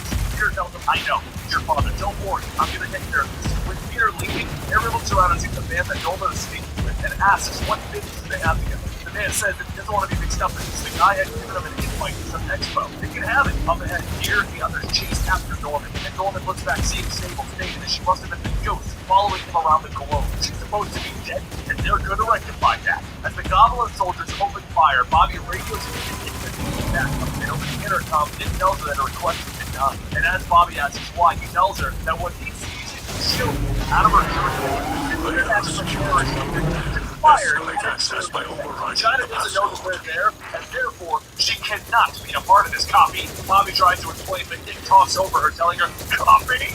Bobby sighs, "Copy." Peter looks back, asking, "So there's not going to be any backup, is there?" Bobby tells him, "It's worse. I'm sorry." And she follows back. Sable manages to latch onto one of the flyers, kicking the man off, and as his body hit the neon sign, Peter asks, "Is he?"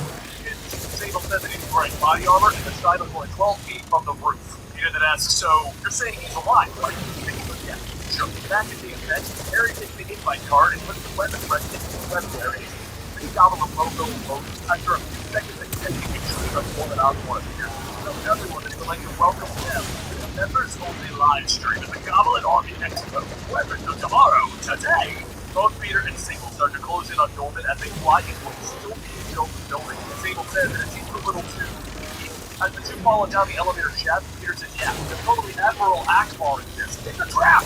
Down below, outside of the dome, Norman tells the people that they're all about to witness the latest his weapons have to offer against the amazing Spider-Man and the one and only Silver Sable. These new Goblin gliders will run on power cells that will last longer than the previous model, while providing a Peter shouts to Norman, "Shut up! I'm not some visual aid for your new product, Roland." He revs onto one of the flags, dumps it, down and crash, and then he puts the crash $1 on the front of his wall. $1. The man is pointing to. Norman says, "Spider-Man is always the fool. This presentation wasn't for the psychos, Countess, if you please." Countess Katrina says, "Of course, ladies and gentlemen, please welcome the star of the show, Slayer Mark 1. Blue light comes from the shadows of the giant bipedal thing walks out, crushing the roots. Norman tells everyone the Slayer walking the tank comes from piloted and silver-flying. Today we will watch the noble officers stream of tactics.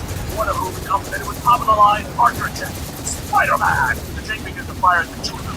While they try to defend themselves, Peter shouts to Norman that he's just hiding from him, afraid to show his own face in public, afraid to go face-to-face with him like a coward. Norman tells the cameraman to cut the feed. We're done here. The tank will finish the job. Peter laughs, saying, "Haha, that struck a nerve," and Sable calls down to Katrina for what she's done to her people. She's gonna be next on her list. After being knocked to the ground, Sable says that her weapons and the bunker industry technology isn't having much effect. "So what now, Spider-Man?" Peter looks down the water and says that Norman can the power cell, and then he revs up to the tank.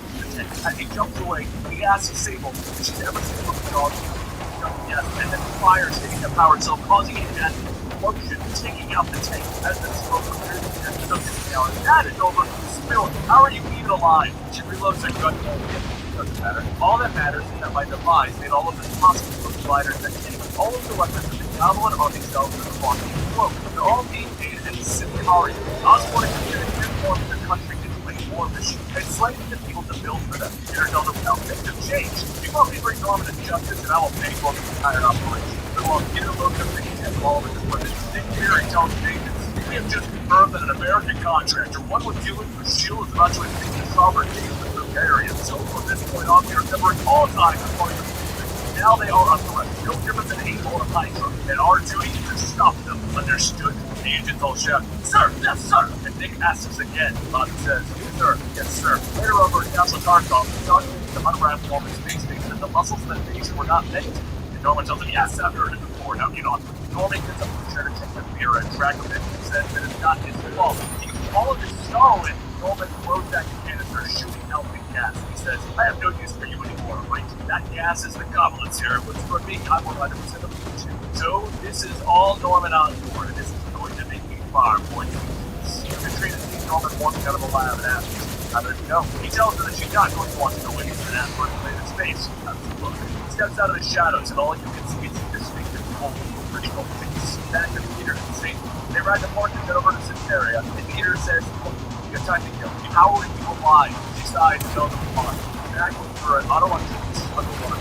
After you told me to leave, no, rather, when you ordered me, I used the same stealth technology that I used before while Rhino was holding me underwater. There was a moment when Rhino let go to check on me, and that's when I reached for my knife and stabbed him in the head. Because everyone thought I was dead, my enemies relaxed, and it made it easier to hunt them down. However, because of that absence, my countrymen feared my death, which allowed the Countess to rise in power. Thanks to her unholy alliance with Norman Osborn, Peter stops her stating, that's my fault. I should have stopped Osborn a long time ago, but things have been a little while later, and Jeff let me down and asked for a stat sheet. There should be no comment to take on the Hulk. One of the agents says, or the hat. The Jets completely answer. Nick waits for a moment and screams for 5 seconds. She radios back that he needs to check to the top floor. Inside, she's going to find her ID and her badge. Consider this her resignation from S.H.I.E.L.D. And as she cuts the line, Bobby looks off in the distance and says, well, it was a nice career while it lasted. Seconds later, a second jet lands, and Peter steps out, stating, sure, what I do is bad, but when Cap Namor and Human Torch invade foreign lands, that's cool. He then turns back to Bobby, telling her, I really appreciate this. And Bobby says, she's worked with him long enough to know whatever he's doing, he's doing it for the right reasons. He looks at her, telling her, aw, believe it. Bobby tells him, all right, I'm going to make it weird. Mabel introduces her to the wild path. People are from all over. Affected by the thing that Norman and Katrina have done. Tango asks Peter if these things come with instructions. Then he says that he's just getting the drive flies to shoot. They will make the wild pack as Spear points at Tango, stating, okay, roll one. I'm the only guy here that cracks jokes. Try that again, I don't think my voice will help. From there, the group moves out and they quickly take down one of the resistance factories. Peter calls out to Norman that he knows he's watching this. They can save everyone some time and they just got the machines to fight it out. And Norman tells them that he will be moving soon. Easily, it's time for the main force. From the woods, Norman Kingslayer steps out while the ground soldier hits him. Bobby leads the group of flyers in the air while Peter takes the ground, telling the civilians that they are here to save them. And some of the people ask, why should we trust them? It could be worse. Peter asks, did you start getting the daily bugle out here? I'm the good guy. I'm Spider-Man. Sable pushes Peter aside and tells everyone that she is the proud daughter of these lands, Sublinnovia, sworn protector of the realm. She begs forgiveness for her long absence and she will make this area free again. The crowd begins to rally behind Sable and Peter says, well, that was pretty awesome. When the civilians get clear, Peter and Sable make their way into the fight, helping push back the Goblin army over at the castle. Norman watches this is going on far too long. It is time to roll left. Item. Back in the battlefield, the soldiers begin to jump out of the toppled tank and to run over to the ground to Peter off of his bike. One of the soldiers holds him down and begins to laugh, and Peter flips him over asking, what's so funny? While taking off his mask. He looks at these men are not just suits, they're full-on goblin. Osborn has been changing them. As Peter learns Norman's plan, Norman himself begins to wreck his final weapon, a missile full of goblin serum poured and destroyed in a nearby town. Just when everyone's up to hear Norman's missile being launched, Peter says, you're gonna gas the whole people. Bobby takes him here and stated that she's already way ahead of him on this. It's able to give giving orders to the wild pack for those with flyers to assist Mockingbird. The remaining help evacuate the rest of the city. Peter tells her, hang on, there's only one person she can call the shots here. This evil one that I had telling him, yeah, in her homeland, it's her. While the wild pack provides Bob with cover fire, she radios back to shield the barricade and aid cap. Things have escalated with international business. He tells her, no, you don't get to do this. You resign. She shouts that they fired on this last of millions, and as Dick asks, where are you? She screams, ready, I'm thinking. Moments later, Peter and Sable break into the castle control room, and Sable tells Katrina that her reign is over. Juliet then radios in that they have a problem. The civilians are fighting back to stay. Katrina says that it looks like she still rules. Sable then grabs a sword from the wall, telling her that she challenges her in the true name of Sicaria. Katrina grabs the other sword, telling her that she accepts. She has been trained to be the best swordsman in all of York. And Peter shouts, "We really don't have time for these royal shenanigans!" And Sable tells her to go find Osborn. That's in order. He webs off asking, whatever I had to ask for. I can practically hear the Vex gears crying. Never mind, let's go. They cannot stop. Follows his spider They sense will still try. He turns the corner, punching Goblin Dragoman. He looks at him and says, "You're not the Goblin that I was looking for." And Norman holds out a Swiss, telling him, "Stop running there, or I'm going to order it." Peter tells him, "Okay, can we talk about your face now? Because, what happened to your face?" Norman tells him, "No jokes. Before you may have rattled me, but right now you wouldn't want me to be rattled." Peter tells him, "All right, no jokes. Stand up the trigger. Without your goblin form, I've got you beat." And Norman tells him that's true, but you'll have to catch me first. And he begins to run down the hallway. Peter gets chased with his spider sense going off, and the cat towards the room. As he continues to charge through, he jumps on the wall and sees it, but he doesn't. And Norman laughs, telling him, "Ha ha ha ha ha. That's what you need." Peter gets back up, telling him, "Different chemicals emitting different powers. You're sure going through a lot here, so why?" And Norman shouts, "Why do you think?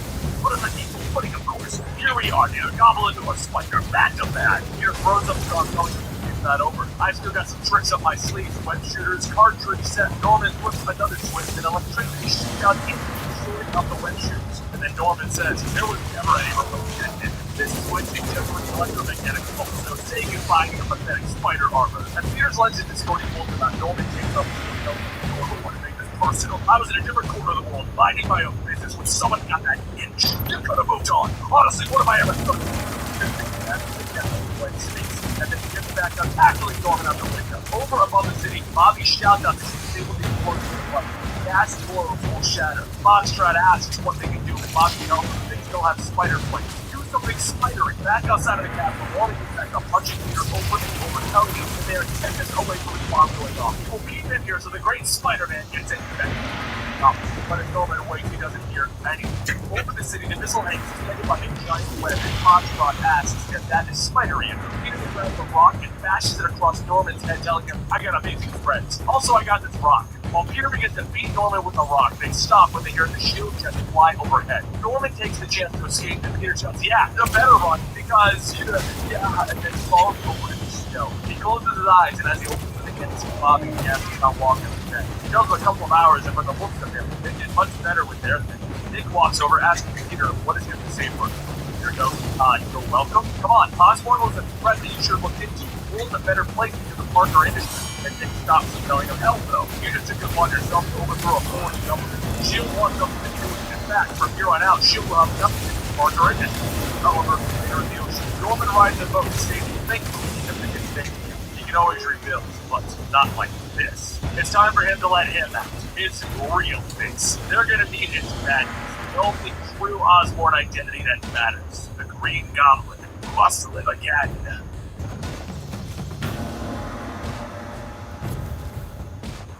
As a man drives by the Auto Empire, his passenger says he's fine to stop walking. Passenger asks him, "Sure. All that's here is an old junkyard, not even for shields. Might get technical." Passenger tells the driver, "Shaped it in time," shall be reported. Driver says, "Don't worry about it. This is just all the way." And no, they'll see. Great changes are coming to this world, and on that day, the driver pulls away in the main gate. He jumps over the gate and says, "This proto-clone is better than anything Jackal could have designed because it's perfect." The man looks at his reflection, and then he says that this face is a marked improvement as well. A genetic fighter clone. I don't know about that. There's no denying the stronger, I know more an violent attack coming when I of see auto-activity. Hold your If this ground. clone of Peter Parker from the clone conspiracy. That is a storyline that we may cover eventually, but it wasn't a great storyline. The results of it basically are Otto Octavius got a new body, a proto-clone of Peter Parker. Otto continues to walk as they step up the bunch of cars of different underground. As he steps in, he'll welcome him, tells him to go back regarding Parker. Peter starts to play several communications talking about the recent decline in Parker Industries stock. And Otto shouts, "What are you doing to my company?" Once again, for those of you guys who don't know, Otto Octavius was in the original Peter Parker's body in Superior Spider-Man. He was actually Peter Parker, and using his intelligence, he created Parker Industries before before, Peter Parker came back, taking his body back and taking over the company. Everything that Peter Parker has right now, all of his money, all of his technology, is because Otto Octavius took over his body. And then, when Peter took his body back, Otto Octavius was gone. I know this whole thing is confusing, but let me just break it bare bones for you. Otto Octavius took Peter Parker, integrated now in his clone of Peter Parker. Otto slams his fist down at the gun and the computer. Suddenly, Otto's octopus sense tingles, and the Hydra agent is hard out shouting, "Hail Hydra! Identify yourself, intruder!" Otto asks, "Intruder? Of all of the unmitigated call!" As the agent opens fire, Otto effortlessly jumps into the blast, grabbing on the agent fire, using his sound strength. Otto's rotating into each other, and another group jumps out, tackling Otto to the ground. And one says that if he can walk on the walls, he must be afraid of the spiders. Otto launches all of the agents off of him, shouting, "Fool! I will forever be one singular thing. I am Otto Octavius!" Soon the agents screaming as they wall of mechanical parts to reach out, grabbing his strength. And Otto tells them that it's my face, and I am always hard. But still, I can't stay. Hydra are worse than any vermin in this nation. They know this location, with their superior numbers of coming and there'll be no hits. The voice then says, "That is true, Doctor.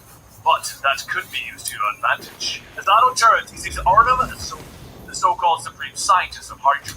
Otto demands that he explain himself, and Artem says that it is true that Hydra will keep sending men to this base, and if you wish, they could work for you. Whether you're meant to or not, you ask Hydra's first step like a or the best candidate for his replacement.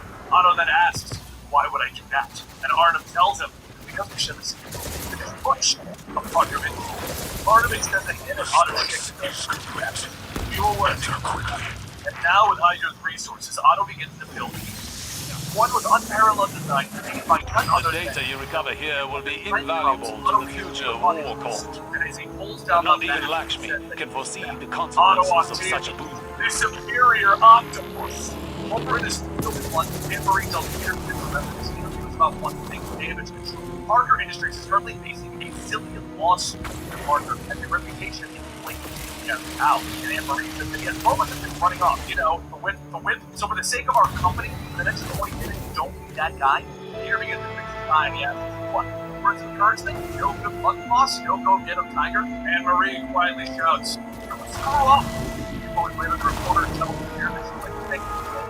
But their viewers must know, what kind of company is he running? Last week, one of their products linked causes of mass nausea in his company, and the next week he privately funded a war. Peter says, "So much for small secret. Well, we took action to stop terrorists and stop the spread of a deadly virus. So if you're stating that Parker Industries values people over profits, you'll be charged." As the interview goes on, the reporter stops and says they have breaking news. Sources confirm that the Earth is under an alien attack. Some of the most powerful protectors have joined with Alpha Flight to combat the invasion of the alien Chitauri. Peter gets back up and he looks over at Anne-Marie and she motions for him to stop. He shrugs, sitting back down. An assistant then tells Peter that she's sorry. Given what's happening, you're going to have to reschedule the interview. Once outside, Anne-Marie gets into the car, remembering how she said to not be that guy. You're going to be that guy, aren't you? You're going to leave. Peter turns, sighing, asking, "How did Iron Man ever do this?" And after dropping Anne-Marie off, he goes back to his office when he feels the spider sense going on. He puts on the Spider-Man suit, he walks into the bunker, and tells the workers not to afraid. Networks to collapse. Before the boss man shows up. Aren't you guys working in the office? Peter then looks around asking, "Where's Gerald?" Gerald works nights, right? One of the workers tells the others that he's onto them, and then they jump at Spider-Man shouting, "Hail Hydra!" Just as Spider-Man is knocking everyone out, a voice calls over the intercom that all agents are to stand down. Spider-Man's business tonight is with him. Spider-Man gets back up and he begins to walk towards the office of the other. They're so fired when he tells Peter about this. "Don't even think about taking a statement." As he slams open the doors, he says that he's trying to know that voice. But why don't they go ahead and tell him who they are so that guy loves Peter? The man sitting in Peter's chair says, "Really? There's no need for such hysterotics. We know each other quite well. After all, I did walk a mile in this ship." Spider-Man says that he figured it was Doc Ock. "How did you survive?" "Warm body." And Otto gets up telling him, "Technically he does, but not like the others. This one is far superior." Spider-Man then asks, "Why are you working with Hydra? That's even a bit low for you. So how about we both just go to New York and work some things out so that we can make a new start?" Otto yells, "Silence! It is I who will have an offer to instead. Since we have someone who can sheets and shares your body, I would like to offer an opportunity to release transfer ownership of Parker Industries to you." Peter tells him, "Why would I give you my company?" And Otto stops and tells him, "No, it wasn't my company. It is I who, in your body, launched this company. Even afterward, if It was my consciousness trapped inside of the living brain that hacked system and manipulated the market to favor me. Right now, I needed the time to the basis to wrestle with pride. Partner industry merely to be more not. The answer is what? Peter says, I require to be my red shorts in my company and I've never given it.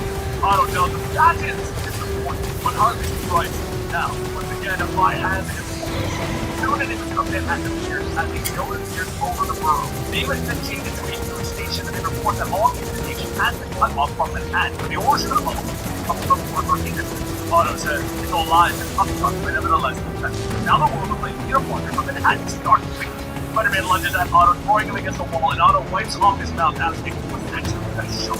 Spider-Man webs up Otto's eyes, tackling through the wall, telling him, not even close. But as Otto zaps the web off of his lens, his mechanical arms move Peter into his seal. He said, I know all of your tricks and out of cover. Spider-Man quickly webs up a nearby coffee pot, throwing it into Otto's face, and just before he delivers the final punch, Spider-Man gives him a beat. A hollow image of Tony Stark appears, and he says that this is for any and all Avengers that are left. If you can hear this, your services are required immediately. Otto laughs, telling him, ha ha ha! An all-out assault on Washington has so how about it? Stay here, or help your poor friends when they need to the post. Spider-Man runs down to the ground, shouting that he can't believe he got Otto out of conscience. Alright, less anger, more reviews the basics of piloting a supersonic logo plane. As he rockets out of the office building, Otto waits until it's clear and then presses the button. Seconds later, the entire London-based office explodes and falls to the ground. He then begins to walk down the street, standing quick side note, because I've explained everything else that's been going on in space Spider-Man storyline, and these are woven with so many plots. The attack by the Chitauri and the Iron Man call, that's actually Secret Empire. This is all happening while Secret Empire happens. So that's why Peter Parker can't get any help. Why he's not in Secret Empire. A short while later, over in Washington, Spider-Man gets up on the ground asking how they can stop the mask. He's the man who never gives up. And how did he get Thor's hammer? He then shouts Quicksilver, start taking up some stuff, taking cover, and needs to get out of here now. Meanwhile, over in San Francisco, Psylocke tells Otto not to make her his mind. Outlet, what do you want? Otto says, full action Parker in the mission. There are a few multi-items inside. One of the mutants tells him that this is their place now. He doesn't get to make any decisions. Otto grabs him, throwing him across the city, stating, Arena Crickets now. He gets a twitch on his belt, shorting up the eye in Parker's stating him. As he leaves the Hydra and gets inside, he tells them they have 20 hard drives, office files, server plates, they want it all. As the agent begins pulling out equipment, Otto waits, stating his exit. Spider-Man and shared a mind. Certainly he would have made a move by now, so where are they? And over in the Shanghai office, Spider-Man tells all of the workers that Otto Octavius is coming and he wants to break the place. He's going to want all of the hard work that they put into their intellectual property for themselves. So if they work together, they can. And one of the workers shouts, this isn't a Chinese company, it's an American company. And America is already a Hydra. So as far as they're concerned, this is pointless. Another yells, yeah, Spider-Man always receives help from other heroes. Who's going to help you this time? Spider-Man tells them, you are all of you. You're going to get a chance to be heroes today. But before he can go on, it whispers that she's starting to interrupt him. Like, says that it's very important. He runs down into the labs asking what's going on, and his mother sees Peter stating that this is the man responsible for what's happening. Peter tells Mrs. Tankett that Anna to see her, her daughter has been invaluable to Margaret. Her work on Spider-Man could have helped to save countless lives. Mrs. Tankett laughs, stating that she gets them from his production for her side before Mrs. Tankett, and she would like to thank him. Neither his government nor the private sector have poured as many resources into cancer research as Parker Industries. Equals power and responsibility over profit and break over all. A daughter spending more time with one. Lynn then grabs her spider helmet, stating that she wants the traitor. He gave her a second chance, she will not lose. She'll be in the vehicle making you. Everything that she has designed is ready to go to Syndicate. Later, over in the big labs, Dr. Philip Chang asks Peter, would you like to take what now? Peter tells him to be ready to destroy all of his equipment in a moment. Files, notes, backwards, all of it. Philip tells him that he is supposed to obtain your breakthrough. Well, if I was to start from scratch, I wouldn't be able to just pick up where I left off. Peter says, hopefully it won't come. Just then the lights go out. The spider sense kicks in and Peter runs to the window to see Otto making his way towards the building. He suits up, getting ready to go outside, and he radios to Lynn, telling her that he can move out. And she tells the other, you're the man, punch. He heads to the room and Otto asks, evacuating the room. That's the first smart thing they have done in decades. Just as Peter attacks, he asks, where's the rest of the army? Otto tells him, I don't require an army. I have all the arms that I'm going to need. Spider-Man sighs, telling him, yeah, I don't walk into that one. He grabs hold of one of the mechanical parts and then throws Otto off the ledge. As Otto falls, he grabs onto the side of the building, stating that it would save that they are even the match now. Spider-Man tells him, You're the guy who created the finish for 6-to-1 odds. Let's see how you like it. Trump's open! As Spider-Man snaps his fingers, a swarm of spider cars right up the side of the building and then shouts they have around it. Just give the word. Otto looks around and asks if this is supposed to impress him. His victory in the Ford country made a bold and coming after Peter Parker. Push the button stated that he's only got a back to He was down from the beginning, from his vertical operating systems down to his low. Spider-Man looks up as Otto points out to take a closer look. Do you see my signature? Oh, for Otto on tables. And just as Otto finishes, all of the spider cars turn on Spider-Man. The Spider-Man shouts, "What's happening?" Lady L's controls are responding. All of the weapons are locked taunting you, and all of the spider cars begin to steer towards Spider-Man. Otto says that he would like to welcome his new employees. Their first order of business, throwing out your fake CEO. As the spider cars grab onto Peter, Otto begins to head to the office to start his training. Once he's inside, Peter radios the room and Philip asking what's the backup plan now. They tell him that his assumption is right. The signal that Dr. Octopus uses to control the cars is a constant one. Given enough time, they'll be able to find this thing. Inside Lynn's car, she gets a full mark of Peter stating that she is disengaging from the computer for like a switch. And once she crosses the right wires, the right mark is and he tells Lynn that the others might not be able to do the same, so he's going to teach her to. When she shouts, "Keep the doc busy, you got it!" Peter yells, "No! I need you to walk these guys through this!" Back inside the server room, Otto looks around stating that everything is white. They're all within their own. As he reaches out, he scratches through the wall, driving the spider car into the ditch. She's gonna have to ask him to step outside. On the other side of the building, Peter finishes webbing him of the spider car so they don't fall. Quickly jumps into his office. As he heads into his office, he pulls back on the seat, questions the computer, giving an announcement to everyone. Once the connection is set, he tells everyone that he didn't want to have to make this call when they're facing a hostile takeover. Literally. Not by investors or another company, but by a super villain. If he were to get his hands on all of this data, he could be twisted into something of the worst people on the world. It has been an honor to work with all of you at this company, but in time, tear it all down. Do you hear that, Doc? I'm calling it now. Parker Industries is no more. Every department to activate word viruses now, company-wide, wipe of all of the systems. Not a fight some thing each other. What are you doing? What idiot would display a global empire just to keep it out of my hands? Who can be back? Hey, Parker! Back inside before Peter gets to finish. Everyone begins destroying everything. Some of them look inside. Good job, Otto. Over in Peter's office, he activates a switch ability that stating that this is secret weapon number 1. And as he opens it up, he smiles, stating that it's been a while, but now it's time for secret weapon number 2. Then he radios Philip tells him that the device is calibrated and he sends the Spider-Man to pick up. Now onto the last one.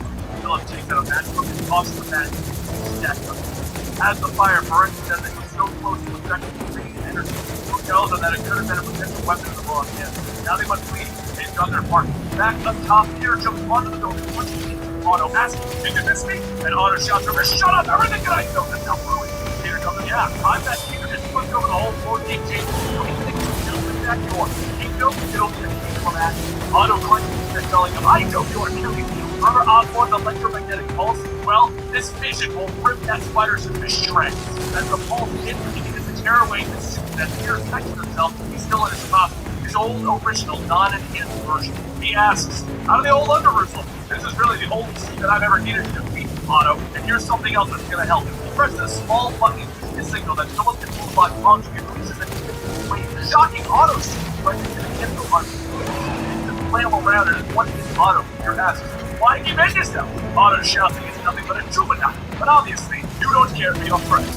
Otto begins to wipe away, telling him that that fool would have disabled the magnetic grip on the spider car. They better hurry before they fall to their deaths. Peter asks him, "Are you pumping?" "I can't risk it." And then Lynn radios in as the command is still holding Peter to follow, yelling that he falls for it every time. As he reaches the roof, Otto wins, only finds the mechanical arms in Otto's mask. He grabs the mask and realizes that he has no idea what Otto wants to take. And it looks like he's gonna have to catch them done. Later over at Hydra Base 1, Artem Sola tells Otto that his mission is Parker is just a notorious leader, Stephen Rogers intended. In fact, he wanted to pass the message along to one of his fights.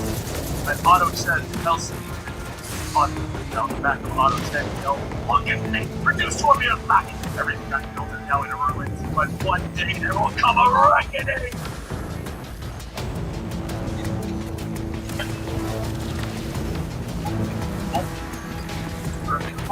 Find that as the injector goes of course, everything off of the back. Another network collapsed. There's I'll only begin silence analysis and of the data we the recovered.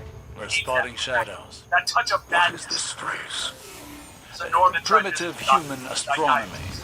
They would observe a distant star through a telescope, However, after wait for a planet to cross in front of its position, thus creating a shadow that allowed astronomers to infer a cosmic truth without being able to perceive it directly. One thing that she did say was that not everyone Needed this as well.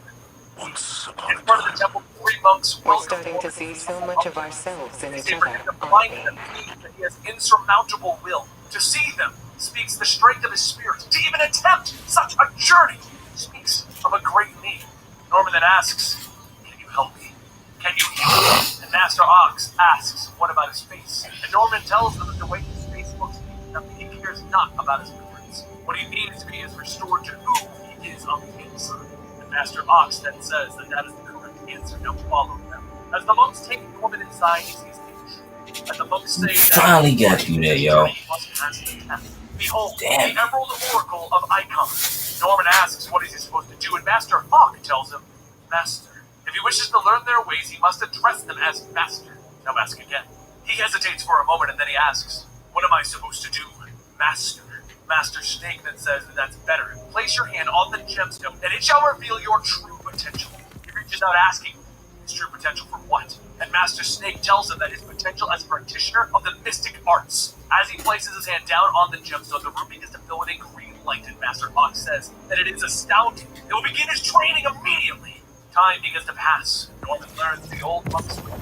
He learns of their spells, their rituals, katas, and devotions. One day, Norman asked Master Ox, how do they even get their names? Are they ranks or titles of the earth? And Master Ox tells him neither. Every man has a spirit guide, a totem which links him to this world. There will be a day where his totem makes itself known, and it will choose him as much as he chooses it. 4 days went by, and one day during meditation, a tiger appeared before Norman. Was this his guide? Was the tiger his totem? He must tell his masters. As the night came, Norman was taken to the room with several masks on the wall, and he was told My to thing select be the like, mask if that it's would help him like, confront his I'm personal 1273. Looking at the wall, he So reaches out with the tiger 1270, mask and then 1271, stops. He 1271, says no. He accepts nothing. I don't need it. He is Norman You know what I'm Osborn, and he will choose his Right destiny. here, As he pulls 1270. back, he grabs the mask of the 1268, goblin, wearing it while 1269, maniacally cackling. He then begins to conjure his personal 1272. demon, and as he casts his spell, Spider-Man appears out of a portal. Spider-Man says that he's got a feeling that he's not in Kansas anymore, and his spider sense is tingling. Norman uses all of his skills that he learned from the monks to overcome his personal demons, and he defeats Spider-Man. The monks watch, telling him that though he did not take the path that they would have taken, his trial is So, complete. like, What happens I only next will 1273. determine. And Norman stops them asking, wait, one Yeah. punch to the jaw and you think it's over? He begins taking Spider-Man's body, weaving it into a small spider, shouting, you don't even know the bug like him. Wait. He always crawls back, but never again. He begins to eat the spider, and the monks all stare in shock, telling him that he is a monster. He laughs, asking, who's going to stop me? That insect was the one thing holding me back. I could do anything now. The 3 monks begin to combine their I'm powers riding to high attack speed Norman, but then there's a 160. flash of light, and Norman pulls his hand I back. got an auto loader for my weapon. As soon as I get on there, reload my weapons, right? So this one. And all intense. The monks take Norman back outside, telling him that the other orders will be formed. These ways are not for him. He begins to walk off, telling him that he could have been. No, not could have, he can. Yes, this means that he can become himself again. They have shown him that much. The possibility is still there. He is still there. All he has to do is find a way to let the goblin out. Ooh. As Yeah, Bobby, aka nasty. Mockingbird, walks out of her bedroom in her apartment getting ready for work, she asks if there's Nasty. somewhere else that he can sleep. Nasty. They've only been on one date. Peter lifts his hand, telling her no, because no one else knows that I'm Spider-Man. Where would I put all my Spidey stuff? Bobby tells him, yeah, about that, it's kind of everywhere. And I stomped on one of those spider tracers thinking it was an actual spider. Hope that wasn't expensive. In any case, pick up your crap and do the laundry. I'm not your aunt, and that isn't going to work. As Bobby leaves, Peter sits back thinking that this is it. This is his life now. Ex-billionaire CEO. He flips through the channels on TV and he can't find a station that isn't reporting on him and his gigantic failures. So he turns off the TV, grabbing the paper, and he sees that Bobby already clipped out an article about him to avoid hurting his feelings. As he gets up to get something from the fridge, he sees the clipping posted at the fridge door. It reads, Peter Parker, threat or menace. And so maybe she wasn't trying to avoid his feelings. Meanwhile, over on the Upper East Side, Harry Osborn deals with the fallout of Parker Industries, trying to salvage what little he can. man, as he was the vice president of this company. He tries to call Peter, but he's unsuccessful, and his son Stanley grabs a hold of some of the Parker Industries documentation and he gets drooling on them. Harry calls for Liz, asking for a little help, and she tells him that if it's regarding a bid on the Baxter building, then yes, as the head of Alchemix, she will gladly take that from him. Harry then calls in for the nanny, and she comes in taking the kids, telling Normie that they should let Mommy and Daddy have some time alone. How about they get a snack? As the doors close, Harry and Liz begin to kiss him. Liz just begins to think about it. If he hadn't raced home before all of New York was sealed in that energy bubble, then they wouldn't have been trapped together with nothing to do, only having time to themselves. Harry pulls back and he says that this is not how he pictured them getting back together, but that being a family again for the boys is important. Over at Midtown, the workers of the Daily Bugle are interrupted when they hear someone shouting, "Peter Parker! Threat or menace? Are you guys serious?" Everyone looks over to see Peter Parker looking rather unkempt. Joe walks up stating that maybe they should put a pin in that. But would he mind explaining why he thinks that he can just come into his office and speak like that? Peter holds out the paper and says, "I thought we were friends. How could you have written all that junk about me? Did you forget to mention that I saved lives doing this?" He opens up the paper, going on stating, "I helped stop the spread of the carrion virus. I freed the oppressed people of Symkaria, and I sacrificed all that I had to stop Doc Ock. You pay me like I'm a..." And Joe tells him, someone who was in way over his head and not ready to take the reins of a global tech company. "You're a man who led millions of employees and consumers around the world down. Working men and women like your Aunt May and Uncle Ben. I wrote those things because they were true." Peter scratches his head, telling him, "Actually, you're right. I'm gonna get out of your way." He then stops looking at the monitor, telling the science editor Colin that the article is completely wrong. The new PIM microprocessors don't have more memory because they are compressing matter. They're not shrinking computers. It's more like shrinking massive external hard drives. Colin says, "Really?" Peter tells him, "Yeah, it's some really cool stuff, but it's very expensive. No way it'll be available to the public. You're gonna have to change that last line." Before Peter leaves, Betty runs up to stop Peter and says, "I know you've had a rough day, but you know we need a party." So it happens to be Flash Thompson's birthday. After getting the party information from Ben, Peter heads out into the streets of New York, and when Peter recognizes him, suddenly everyone recognizes the failure that is Peter Parker. They swarm around him asking what he's going to do to make this right to the people who lost their jobs, and he runs off into an alleyway. He jumps up onto a building to hide, thinking, "Alright, it's official. Everyone hates me." Well, maybe not everyone. Later that night, Peter heads over to Flash's birthday party, and everyone begins talking about how things are different. And then they turn back to the topic of Peter. Everyone begins talking about how depressed Peter has gotten lately, but no one has a solution to offer. He's an adult, right? He should be able to figure this out on his own. But as they all go on, Peter quietly listens to the shadows. He's an adult, right? He can figure this out on his own. Later, once Bobby gets home, she opens the door to see Peter on the couch, still. Then Peter is suddenly hit with a uniform. He looks at the costume and says that this isn't laundry. Bobby tells him, "Yeah, now get dressed, we're going out." After a night of steak and trucks from Johnny Horton, also known as Griffin, the two heroes go back home. Bobby says that it was a fun night out. She then goes to the fridge, handing Peter one of her soda cans, stating that he earned this, and this is a good look for him. The two kiss, and Peter thinks, actually, she's right. Not a good look for Peter Parker, but you know what? Forget that guy. Because whatever he wants, he can be the Amazing Spider-Man. The next day at the Baxter building, Johnny Storm flies down telling Harry, "Nuh-uh, not a snowball's chance in hell Peter would sell the Baxter building." Harry says that he's Peter's friend too, and he can honestly state that Peter didn't have much choice in this. He's supposed to be here any minute. Up above, Peter swings by seeing Harry and Johnny arguing over the sale of the building, and he jumps down and Johnny shouts, "Tell him, Spidey, this place isn't for sale." Peter tells him, actually, even though Peter may not fully have appreciated the complexity of the situation yet. And from what Peter said, selling the building was the only way that they could make back the money for the lawsuits. Johnny begins to glow as his body begins to slowly ignite. He begins to shout, "Flame on!" And he throws a fireball right at Peter Parker. He then flies around trying to burn Peter, shouting, "This place was supposed to be held onto until the Fantastic Four could return." The two of them begin to fight, and Harry runs in shouting, "You guys can't do this here! It'll avoid the sale!" Johnny throws another fireball, hitting the Fantastic Four statue, knocking his own statue's head off. And Peter then says that this is normally where I make a joke. Johnny lands and begins walking to Peter, telling him, "I'm going to." And Harry runs between them, stating, "Will you both just shut up for a second? Your fight literally created a smoke screen for us to be robbed. Look, it's Clash, and he's in the R&D lab looting." Up several floors, Clash is looking at a sonic transducer and says that there's no way that he'd let Peter Parker sell off his inventions. Time for them to pack it up.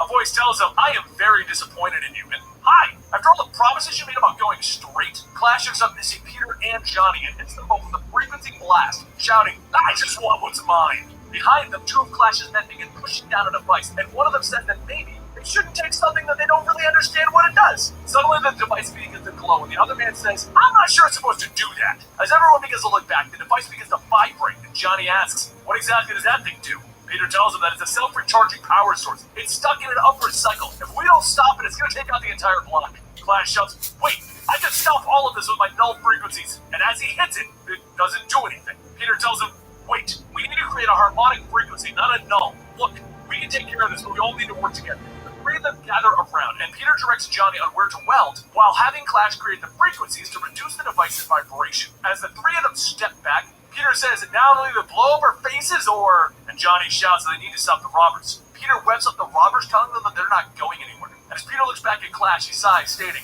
he must have masked his footsteps and got away. Johnny asks Peter if they should go after him, and Peter tells him, nah, who knows where he went. He did help us stop this thing. Harry runs up yelling, are you freaking kidding? He took stolen Parker Industries tech. Of course you have to chase him. Peter strings up the robbers and tells him Clash only took what was his. So, I don't mind that. And Harry stops and telling him, no, you don't mind, but Peter does care. And I'm the only one getting an ulcer over all of this. So you know what? That's it. I'm quitting right here and now. Peter tells him to wait, but Harry storms out, and Johnny stops and telling him, I'm so mad about the building.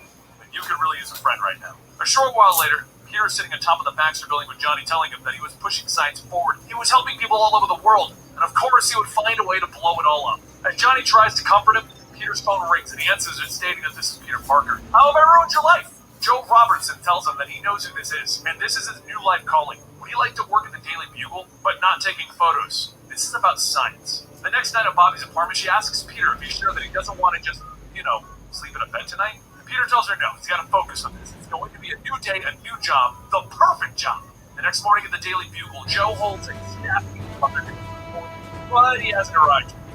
Carla laughs, stating that an editor needs to be punctual. Security already said no one's checked in, so that means he's going to be late. Just then Peter walks to the side door and asks, what's the haps? He's getting the DL. Joe pulls from the side, telling him that next time he's probably come to the front lobby like a normal person. But either way, they should go over his responsibilities as the new science editor. He's going to need a Sunday supplement that will be ready for press every Saturday night. It may sound like a big task, but he'll have a full team to manage. Another thing to note is that the hours are flexible. So long as the work gets done, he can work from home. Joe holds out a phone and he looks at his new work phone. The logo, it says, Alchemist Droid? Really? I created webware. Suddenly there's a flash and the woman holding the camera says, Peter Parker's using an Android.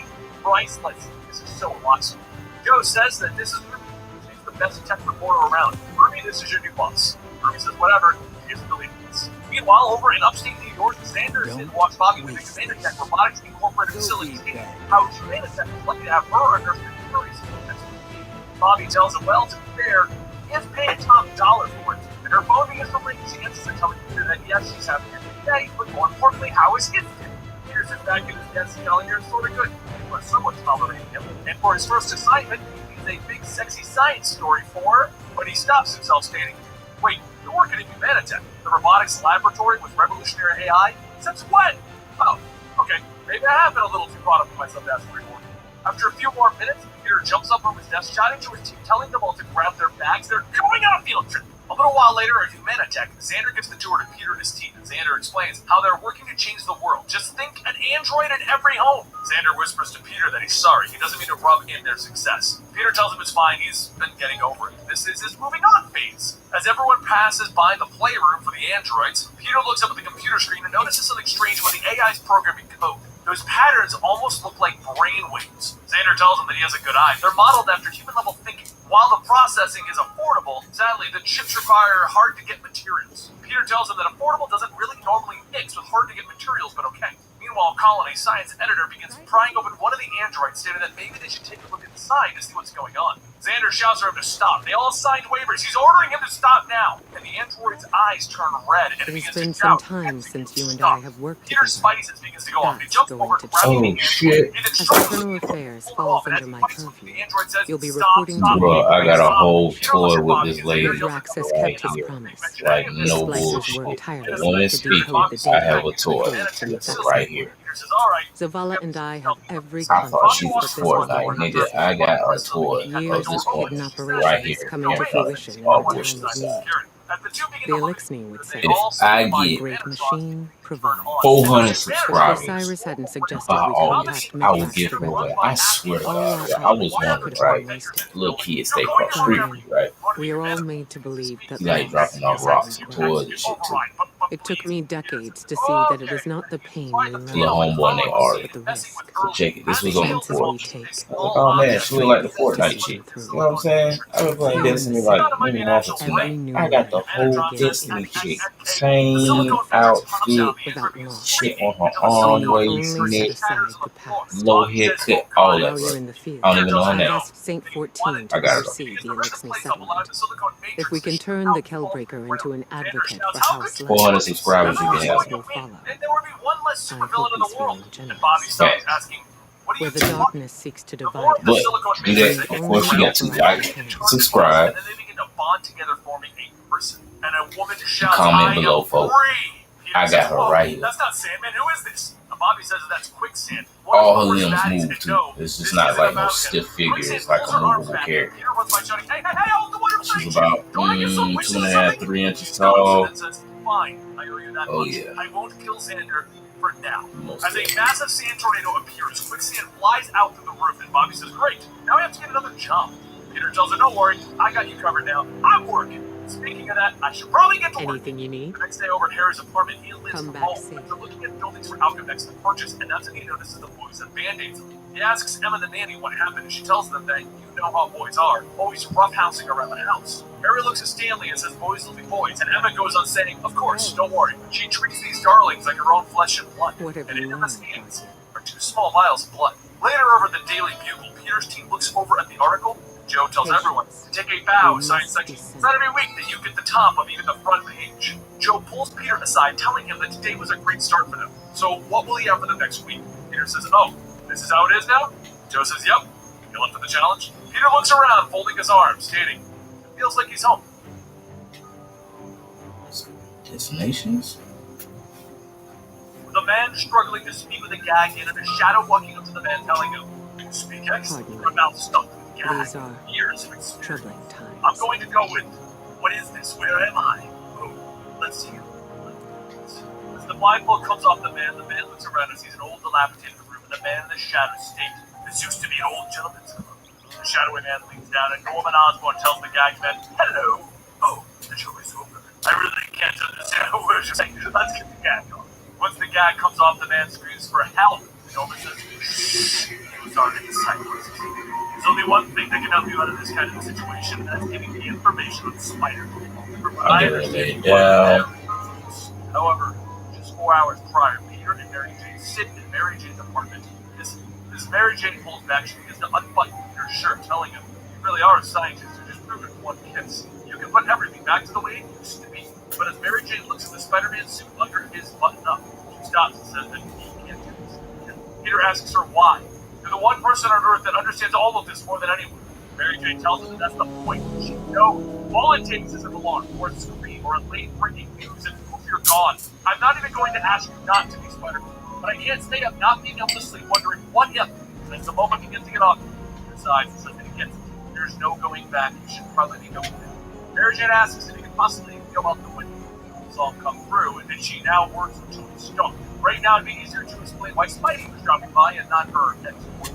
As Peter slides on his meds and swings up the window, there is one man who sees Spider-Man leaving in Mary Jane's apartment, and that man is Norman Osborn. Also, over at Alchemax, When I requisitioned this transmitter, I was told the helm would be a secure why did you location. call me? And what I is suppose Mark this will have to do. Liz tells him that her brother Greetings, Mark Guardian. is Alchemax security. I am Lakshmi II of the However, future you war gotta court. admit, I am here to finish this because you need it quite maybe not on the badly. floor of the city, but enough to The make future war court has long used Vex-derived technology to see into the future. That'd be great. I won't bore you with an explanation She knows the of secret my identity. work. Gets that, but she can't keep treating Suffice him to say, like some kind of we superpowered understand Liz its says that dangers is not at all and the use case. the device She's like, you're a white knight. responsibly. This will be the last time she asks I for have it. She glimpsed promises. our Flash future. begins to leave the office and Mark says, "Now, I know that one. You want to just Chilling.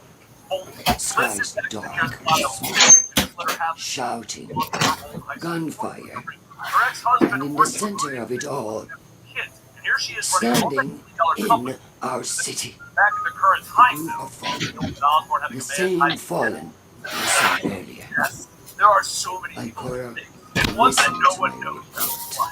about. but she chose not to hear it. Almost gave everything away.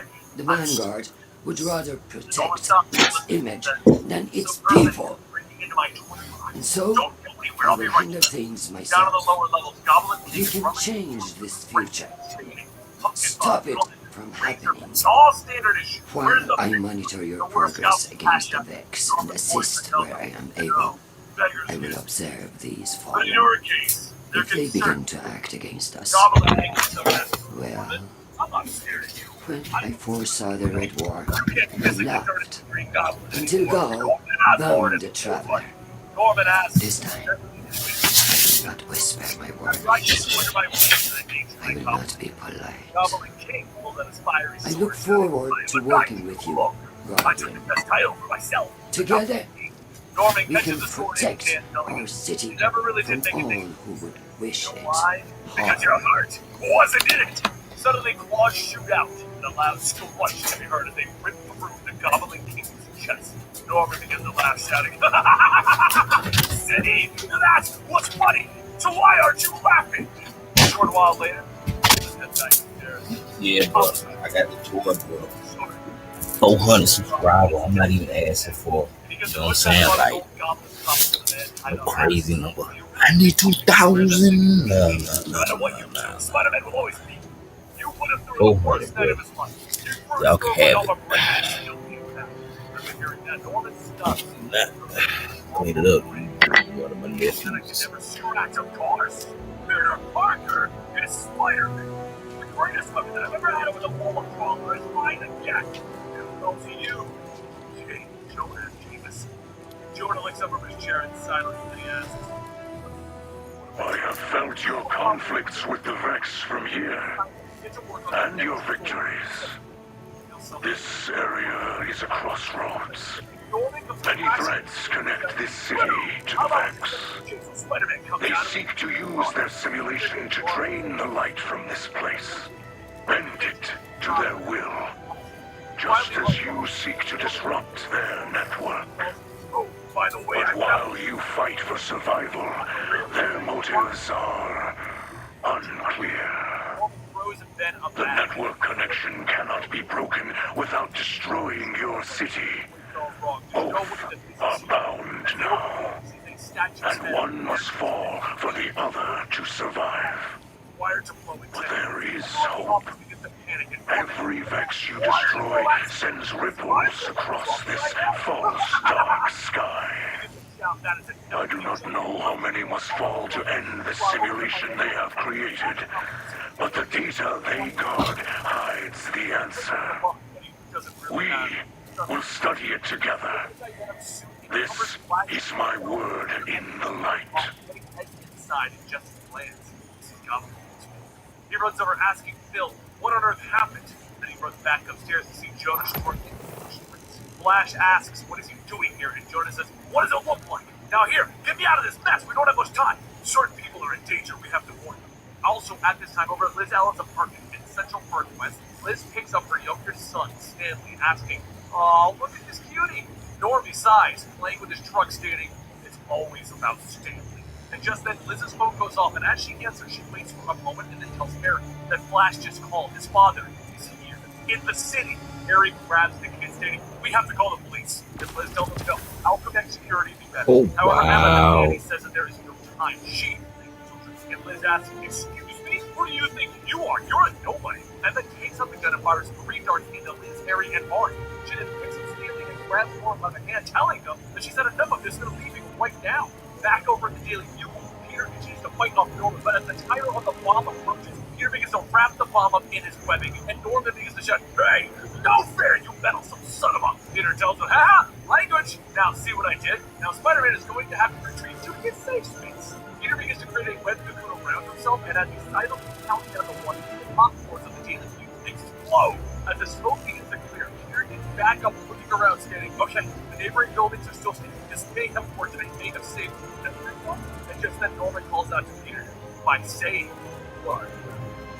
Peter runs over to see Norman's body impaled by one of the steel beams. He realizes that Norman knew Andy is dying. God, he knew who told him. Norman tells him, it doesn't matter now, does it? I don't have much time. There's something I have to tell you. A man's only as good as his enemies. I've always been friendly, but you pushed me beyond. More than anyone can ever come to. Thank you, Peter. For everything. Peter tells him that he's sorry. He really wished that there was something that he could have done. And just then the crowd changed and Norman begins to laugh, telling him,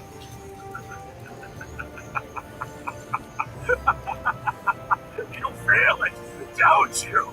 Well, who is right?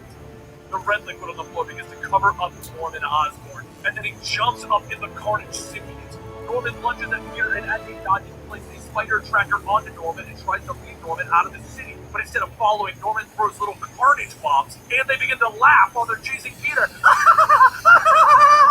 And one of them bites onto his leg. Peter falls out of the sky, trying to get it off, but before he can, it explodes, sending him crashing into a nearby building. Norman follows the trail, telling Peter, come around wherever you are. Let's get this over with. As Norman steps through the broken window where Peter landed, he extends a tendril to grab the spider tracker off of him, asking, this isn't a bottle? No, this is sound now very good. What was this? I'm offering you one night. A devil's bargain. See, I'm not interested in your murder. I couldn't care less about the man. It's always been about the spider. So here it is. Give it up now, and remember, stop being Spider-Man, and I will let you live, no strings attached. But if I see one more foot on you, I will kill not just you, but everyone that you have ever loved. Mary, Shane, Aunt, Rob, Betty, Jonah, even your dentist. They will die in ways that only a red goblin could imagine. Now, show me that you understand. One final quick. Norman Osborn looks out the window and he sees the Spider-Man uniform strung up on a flag post, burning. Norman begins to laugh and Peter sits in the shadow stating, he's burned. His left leg is literally ripped open. He's useless. The man wants to stay. He is Peter Parker, the man in Spider-Man, and he knew when to take him down. A short while later, and in no shape to fight, Peter calls for the help of some of his friends to keep his family and friends safe. And while everyone starts to get into position, back over in Liz's apartment, Liz and the others begin to wake up with the drink darts that Emma had fired. As she gets up, Harry shouts, where are the kids? My boys are gone and my father's back in town. There has to be something we can do. Liz grabs her phone, telling them that the first thing they're going to do is remain calm. Her and Mark will go after them. And Harry asks, how? Liz tells him that she's a billionaire businesswoman. She's had their son checked. She knows where Normie is at all times. As the three of them get through the streets, Harry says that he can't believe that she had their son shipped. And Liz tells him it's for occasions like this. You could be a little more grateful. But back over with Jonah, he hurries back to his apartment to find it destroyed when Normie came after him. He begins to dig around in his desk and he finds his laptop and he makes a call to Peter. After a few rings, Peter finally answers and says, I really can't talk right now, Jonah. Norman's back and he knows that I'm Spider-Man. And Jonah says, I'm sorry, but it's all my fault. Norman tied me up and I wasn't going to say anything, but I slipped him.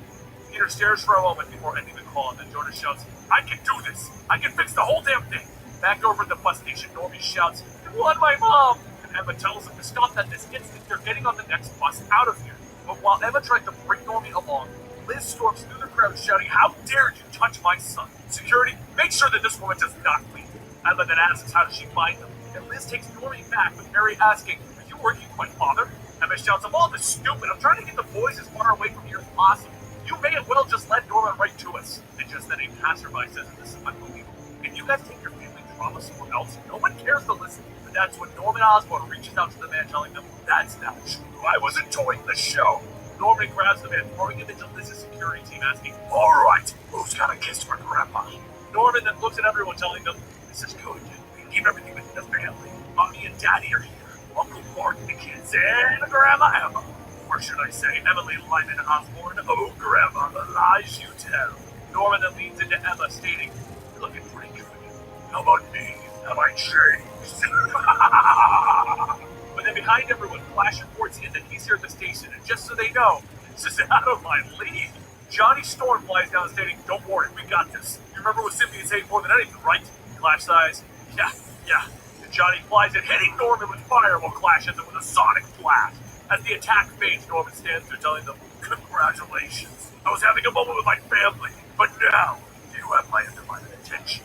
Peter comes over the comms asking what happened, and Johnny tells him, nothing, absolutely nothing. Flash yells, screw this, I don't even know why I came here to begin with. Norman says the goblin serum, plus the secret ultimate hybrid, all of my strengths and none of the weaknesses. shooting out dozens of little red needles from his fingertips that bury themselves into both Johnny and Flash. Peter shouts for them to report, but Silk comes over stating, "Don't worry, I got Miles here with me. We're gonna take him out." Peter yells, "Do not engage! You are not ready for this, not even together!" Just as Peter says that, though, it took Norman only seconds to put both Miles and Silk down. Norman stands over the four bodies, stating, "Which of you should I kill first?" And then Flash Thompson jumps in, telling them, "Back off!" He grabs a hold of Norman, and there's a sizzling sound coming from the point of contact. Norman begins to shout, "Ah! It burns! This was kind of unexpected." Norman then stabs into Flash, telling him it doesn't matter, you can still bleed like everyone else. While Norman lashes away at Flash, Flash tells him, "Well, that's the cool thing. My anti-venom suit hurts you and heals everyone else." Norman asks, "You don't say. Well, that's a shame that you were so busy while I was lying down and dying. Those people over there that could really use your help." Flash looks over and tells Peter, "Peace of mind, buddy." But as he goes to heal Miles, Norman slashes away at his back. Peter shouts, "Keep your guard up!" And Flash tells him, "If I don't get to those soon, they could. No, I won't risk it. Now that I have the power to help everyone." Flash begins to use the anti-venom symbiote suit to heal everyone up, and just as he gets to Flash, Norman shouts, "It's like taking candy from a baby." He cuts away at Flash's back and falls to the ground. Norman then says, "Normally I would finish things up, but I need to go find my son. Daddy's got some family bonding to do." A few moments later, Peter webs in and looks at everyone, stating that he's too late. But just then Flash reaches up, grabbing Peter by the leg, and he begins to heal him. Peter asks what is he doing, and Flash says, "Giving you everything I got left. I'm taking the best player off the bench and putting him back in the game." Just outside the bus station, Norman lands down in front of Harry and the others, telling them, "Don't think I forgot about you, especially Norman." Norman then swings his tail at everyone, telling them, "Okay, I lied. The rest of you, I can do without." Harry gets up shouting, "Whatever you're thinking, leave my son out of this. Take me instead." Norman tells Harry, "I'm sorry, but you had your chance, my boy. Now it's time to move on to the next generation." As the Carnage symbiote crawls into Norman tells him, "Let me introduce you to the next generation. Welcome to the family business."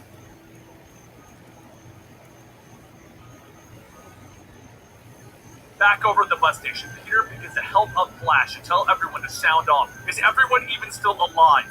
Flash rolls over and tells him, "You suck." While everyone begins to get back up, Silk says that there's something important that she has to say. It's about Jonah. He heard them talking over the comms. He wants to help.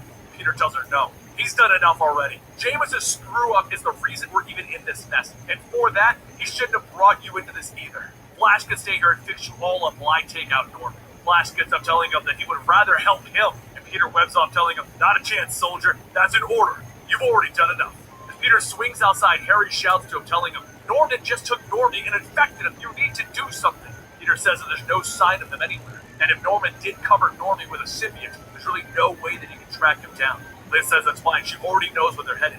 Alchemex. Before he left, he mentioned something about handing over the family business. Peter tells him that that must be his endgame. Her company absorbed Oscorp. Harry shouts that he's got to do something. And Peter stops him, telling him, whoa. I can take care of this. We're going to get Normie back. Don't worry. Peter then turns to Mark and asks, does Alchemex have any more of that artificial anti-venom? Mark says that they're not supposed to, but it's kept in a new lab over on South Street. While Peter heads over there, Jonah continues trying to figure out ways to help, and while he looks over all of his files, he notices something. There are articles of venom popping up, and the photos came from someone named Sil. Jonah asks how could he be that stupid? I mean, he can't he? A few moments later, over at the fact sheet, a phone rings, and someone answers it, calling out phone call from Mr. Sim. As Eddie Brock takes the phone, Jonah asks, Mr. Sim, are you serious? Is your first name B.O.T.?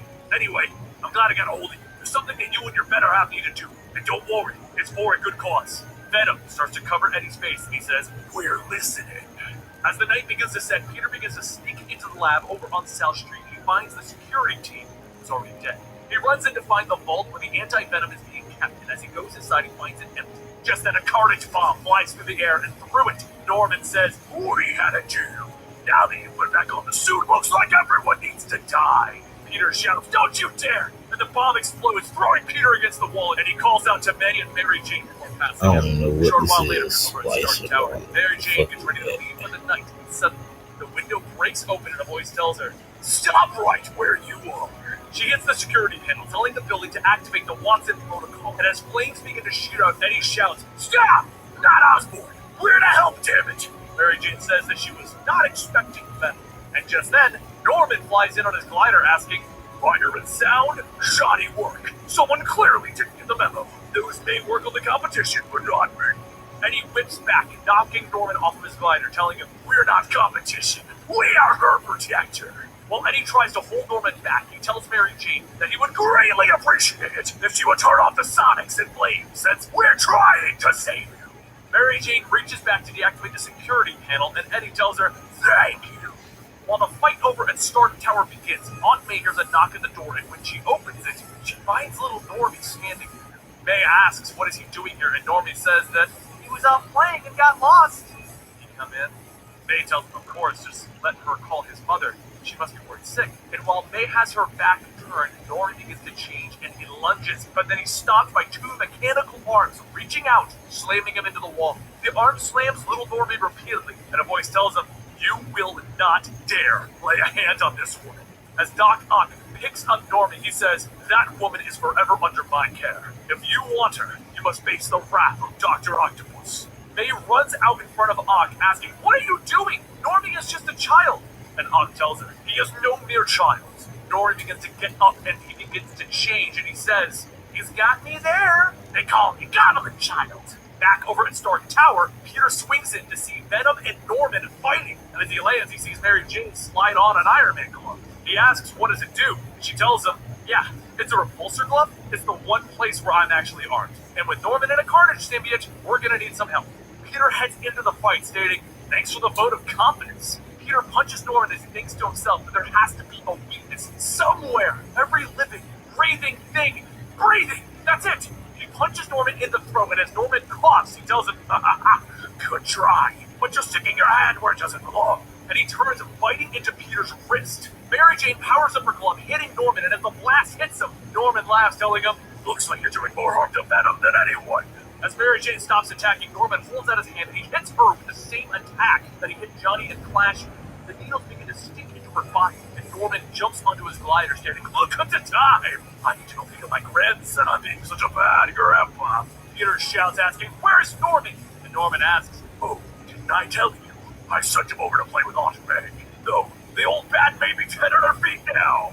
As he begins to fly away, Peter gets ready to follow when he notices that Norman bit through his wet shooter. And Eddie then asks, hang on, if you want a fighting chance, you're gonna need all the help you can get. Take the Venom symbiote with you. Peter asks him, what? There's no way in hell I'm doing that. And Eddie tells him, we got some good hits in on him with the suit. Spider-Man, you're just a guy. The Goblin got an upgrade, so it's time for you to get one. Take my symbiote. Mary Jane gets up telling him that he's right. No one loathes that thing more than her, but May Parker is in danger. He needs this. As Venom starts to climb up onto Peter, he thinks that this is a stupid plan, merging with Venom again? But a few seconds later, he swings out, stating, so it's the two of us again, huh? Gotta say, I already feel stronger and faster. This might work. Meanwhile, over at the Columbia University Medical Center, Flash continues helping those that were in the fight with Norman. As one of the doctors begins to take off Silk's mask, Flash yells, whoa! The masks stay on! If you need anything, cut through the fabric. Flash begins to scream in pain, and Flash tells him to take it easy. He's got him. Whatever the Goblin's done to them, it's way worse than they thought. Meanwhile, over at May's apartment, Otto continues to struggle with Normie, and to try and help, May breaks a chair over the kid. She shouts that she used to bake up cookies, and Normie yells, yeah, and you put raisins in them! You deserve to die! Just as Normie gets back up to attack her, there's a loud movement, and through her door, Jonah steps in with a spider slayer stating J. Jonah Jameson is here to save the day. This suit is no match for these miscreants. As Jonah punches Normie, Norman flies in shouting that the child is the blood of my blood. He's destined for greatness, to rule over all of you in my name. Norman then tosses Otto to the side, and he stabs into the Spider Slayer suit, deactivating it. As both Otto Octavius and Jonah Jameson lay defeated, Norman looks over at May, stating that he's so sorry. I'm just losing my head when it comes to family, you know. Normie asks, what are we gonna do? And Norman tells him, yes, we're going to leave Spider-Man a message. A few moments later, Spider-Man swings down just as Norman and Normie are flying away. But before Peter can attack, Norman tells him, you may want to check on me while you can. Peter heads inside, and the first thing that he sees is Jonah's Spider Slayer suit, asking, what is this thing doing here? Jonah says that he tried his best, but he's afraid it wasn't enough. Before Jonah could go on, Peter stomps him on the screen, and Jonah shouts from his apartment, damn it, there must be something I can do. Peter calls out to May, and as she answers, she holds Otto's body, both of them covered in Norman's spines. Peter looks at Otto, and May says that Otto saved her. Peter says that's unbelievable. May tells him it's not. Anyone can be a hero. He taught her that. Peter looks at Otto and asks, why? Last time we met, you cost me everything. Otto says, why do you think? I still have your memories rattling around in my head. Your simpleton sensibilities of right and wrong. Peter gets up and tells May that they both need to check out. But don't worry, he's gonna save Norman. He swears it.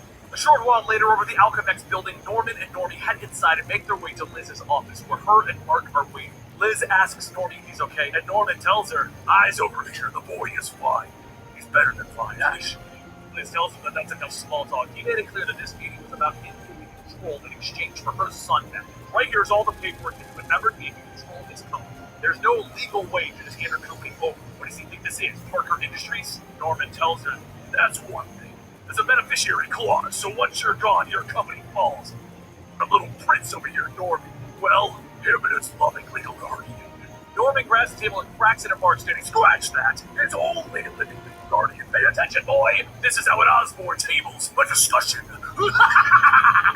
Liz pulls out a small device, hitting a button, and as she does, a door opens and Harry flies in on a glider with the Humatron, stating, I've always wanted you to stand up for me. Norman begins to change back into the Red Goblin, telling him, this should be fun. Sadly, though, robots do not scream. Harry flies by, grabbing Normie by the arm, telling him, I got you. Then Normie starts to change, telling him, you left me! You should just go back to the love you actually love. Normie claws away at Harry, and Harry tells him, you can fight all you want, but I'm never letting you go, son. Norman then throws a small bomb, knocking Harry off of his glider, telling him, I am so done with the both of you. Time to say goodbye. Norman picks Liz up by her neck, throwing her out the window, asking, what is it with me and gloves and eye places? Both Harry and Normie shout for Liz, and Norman tells Normie, oh, boo-hoo, be bigger than this jump. It's time to grow up.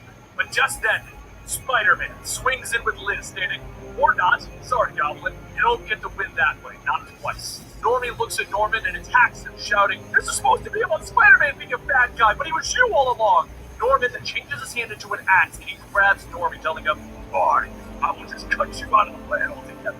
But as he swings down, Peter grabs the axe, telling him, you should have known that there was no way I was going to let that happen to my gods. Harry grabs the glider, shouting to Norman that he should know. He's already dead to the family. And he throws the glider right into Norman's chest. Harry then grabs onto Normie, telling him, I'm so sorry that this all happened. And as he holds on, Normie shouts, I can't control it! Don't touch me! Harry tells me he doesn't care. He is his son, and he promised he would never let him go. And slowly, the symbiote fades away. As Norman stops the glider, he grabs it, covering him with the symbiote, stating, I've had enough of this. You're always getting in the way, and I'm going to devour you whole. Norman takes the glider, flying it into Peter, knocking him out the window, and as he chases him, he starts lobbing carnage bombs. Peter starts to swing to avoid him. He says, oh, you said you were going to kill everyone I ever loved, but you failed every time. And Norman asks him, is that so? Well, I did more than just lay a finger on them. In fact, I let little pieces of myself in them. Those tiny shards, all of the snap of a finger, will travel into their bodies and into their brains and stab them like little daggers. So, how about we see what happens? Just like that, Norman snaps his fingers. A few moments pass.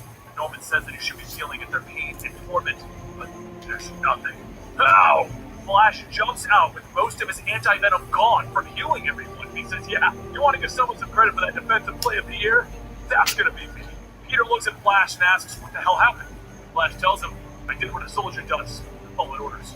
It was after Goblin's attack on Clash that I noticed what had happened. Everyone who came in contact with the Goblin, they were tagged with those things. I used the anti-venom powers I had to remove them and ease them clean. And all those people are doing just fine. Peter shouts, all right! Corporal Eugene Thompson for the win! But how did you know about the first run-in with Normie? Flash smiles and he says, I overheard you talking to Silk. Pete. After that, it was easy to figure out where to go and who to help. Not such a dumb jock after all, huh, Beauty Parker? Flash then says, all those times that I copied off of you and got you to do my homework. We even now? Peter tells him, hell, I've forgiven Doc Ock and Venom today. You? I forgave you a long time ago, pal. Norman flies in with his glider, telling him, that's very touching, but this guy's a little annoying. The glider shoots down, fighting down onto Peter's arm, sending him off the building. And Norman jumps down, tackling into Flash Thompson. Flash grabs onto Norman with what anti-venom he has left to burn him. And Norman tells him, look, underneath all this red, I'm still a goblin with all my goblin toys. Norman squeezes down on Flash's neck, electrocuting him, laughing. Poor Corporal Thompson, you're gone in Flash. Peter hears Flash scream out of pain, and after hearing that, he shouts, no! And Venom begins to take over. Peter begins to lose control of the symbiote. He screams for Norman. He jumps down. I will kill you. He punches Norman so hard that he flies through several buildings, and then he shouts, "We're able to get its brains!" But Flash leads up telling him, "No, you have to calm down, Pete.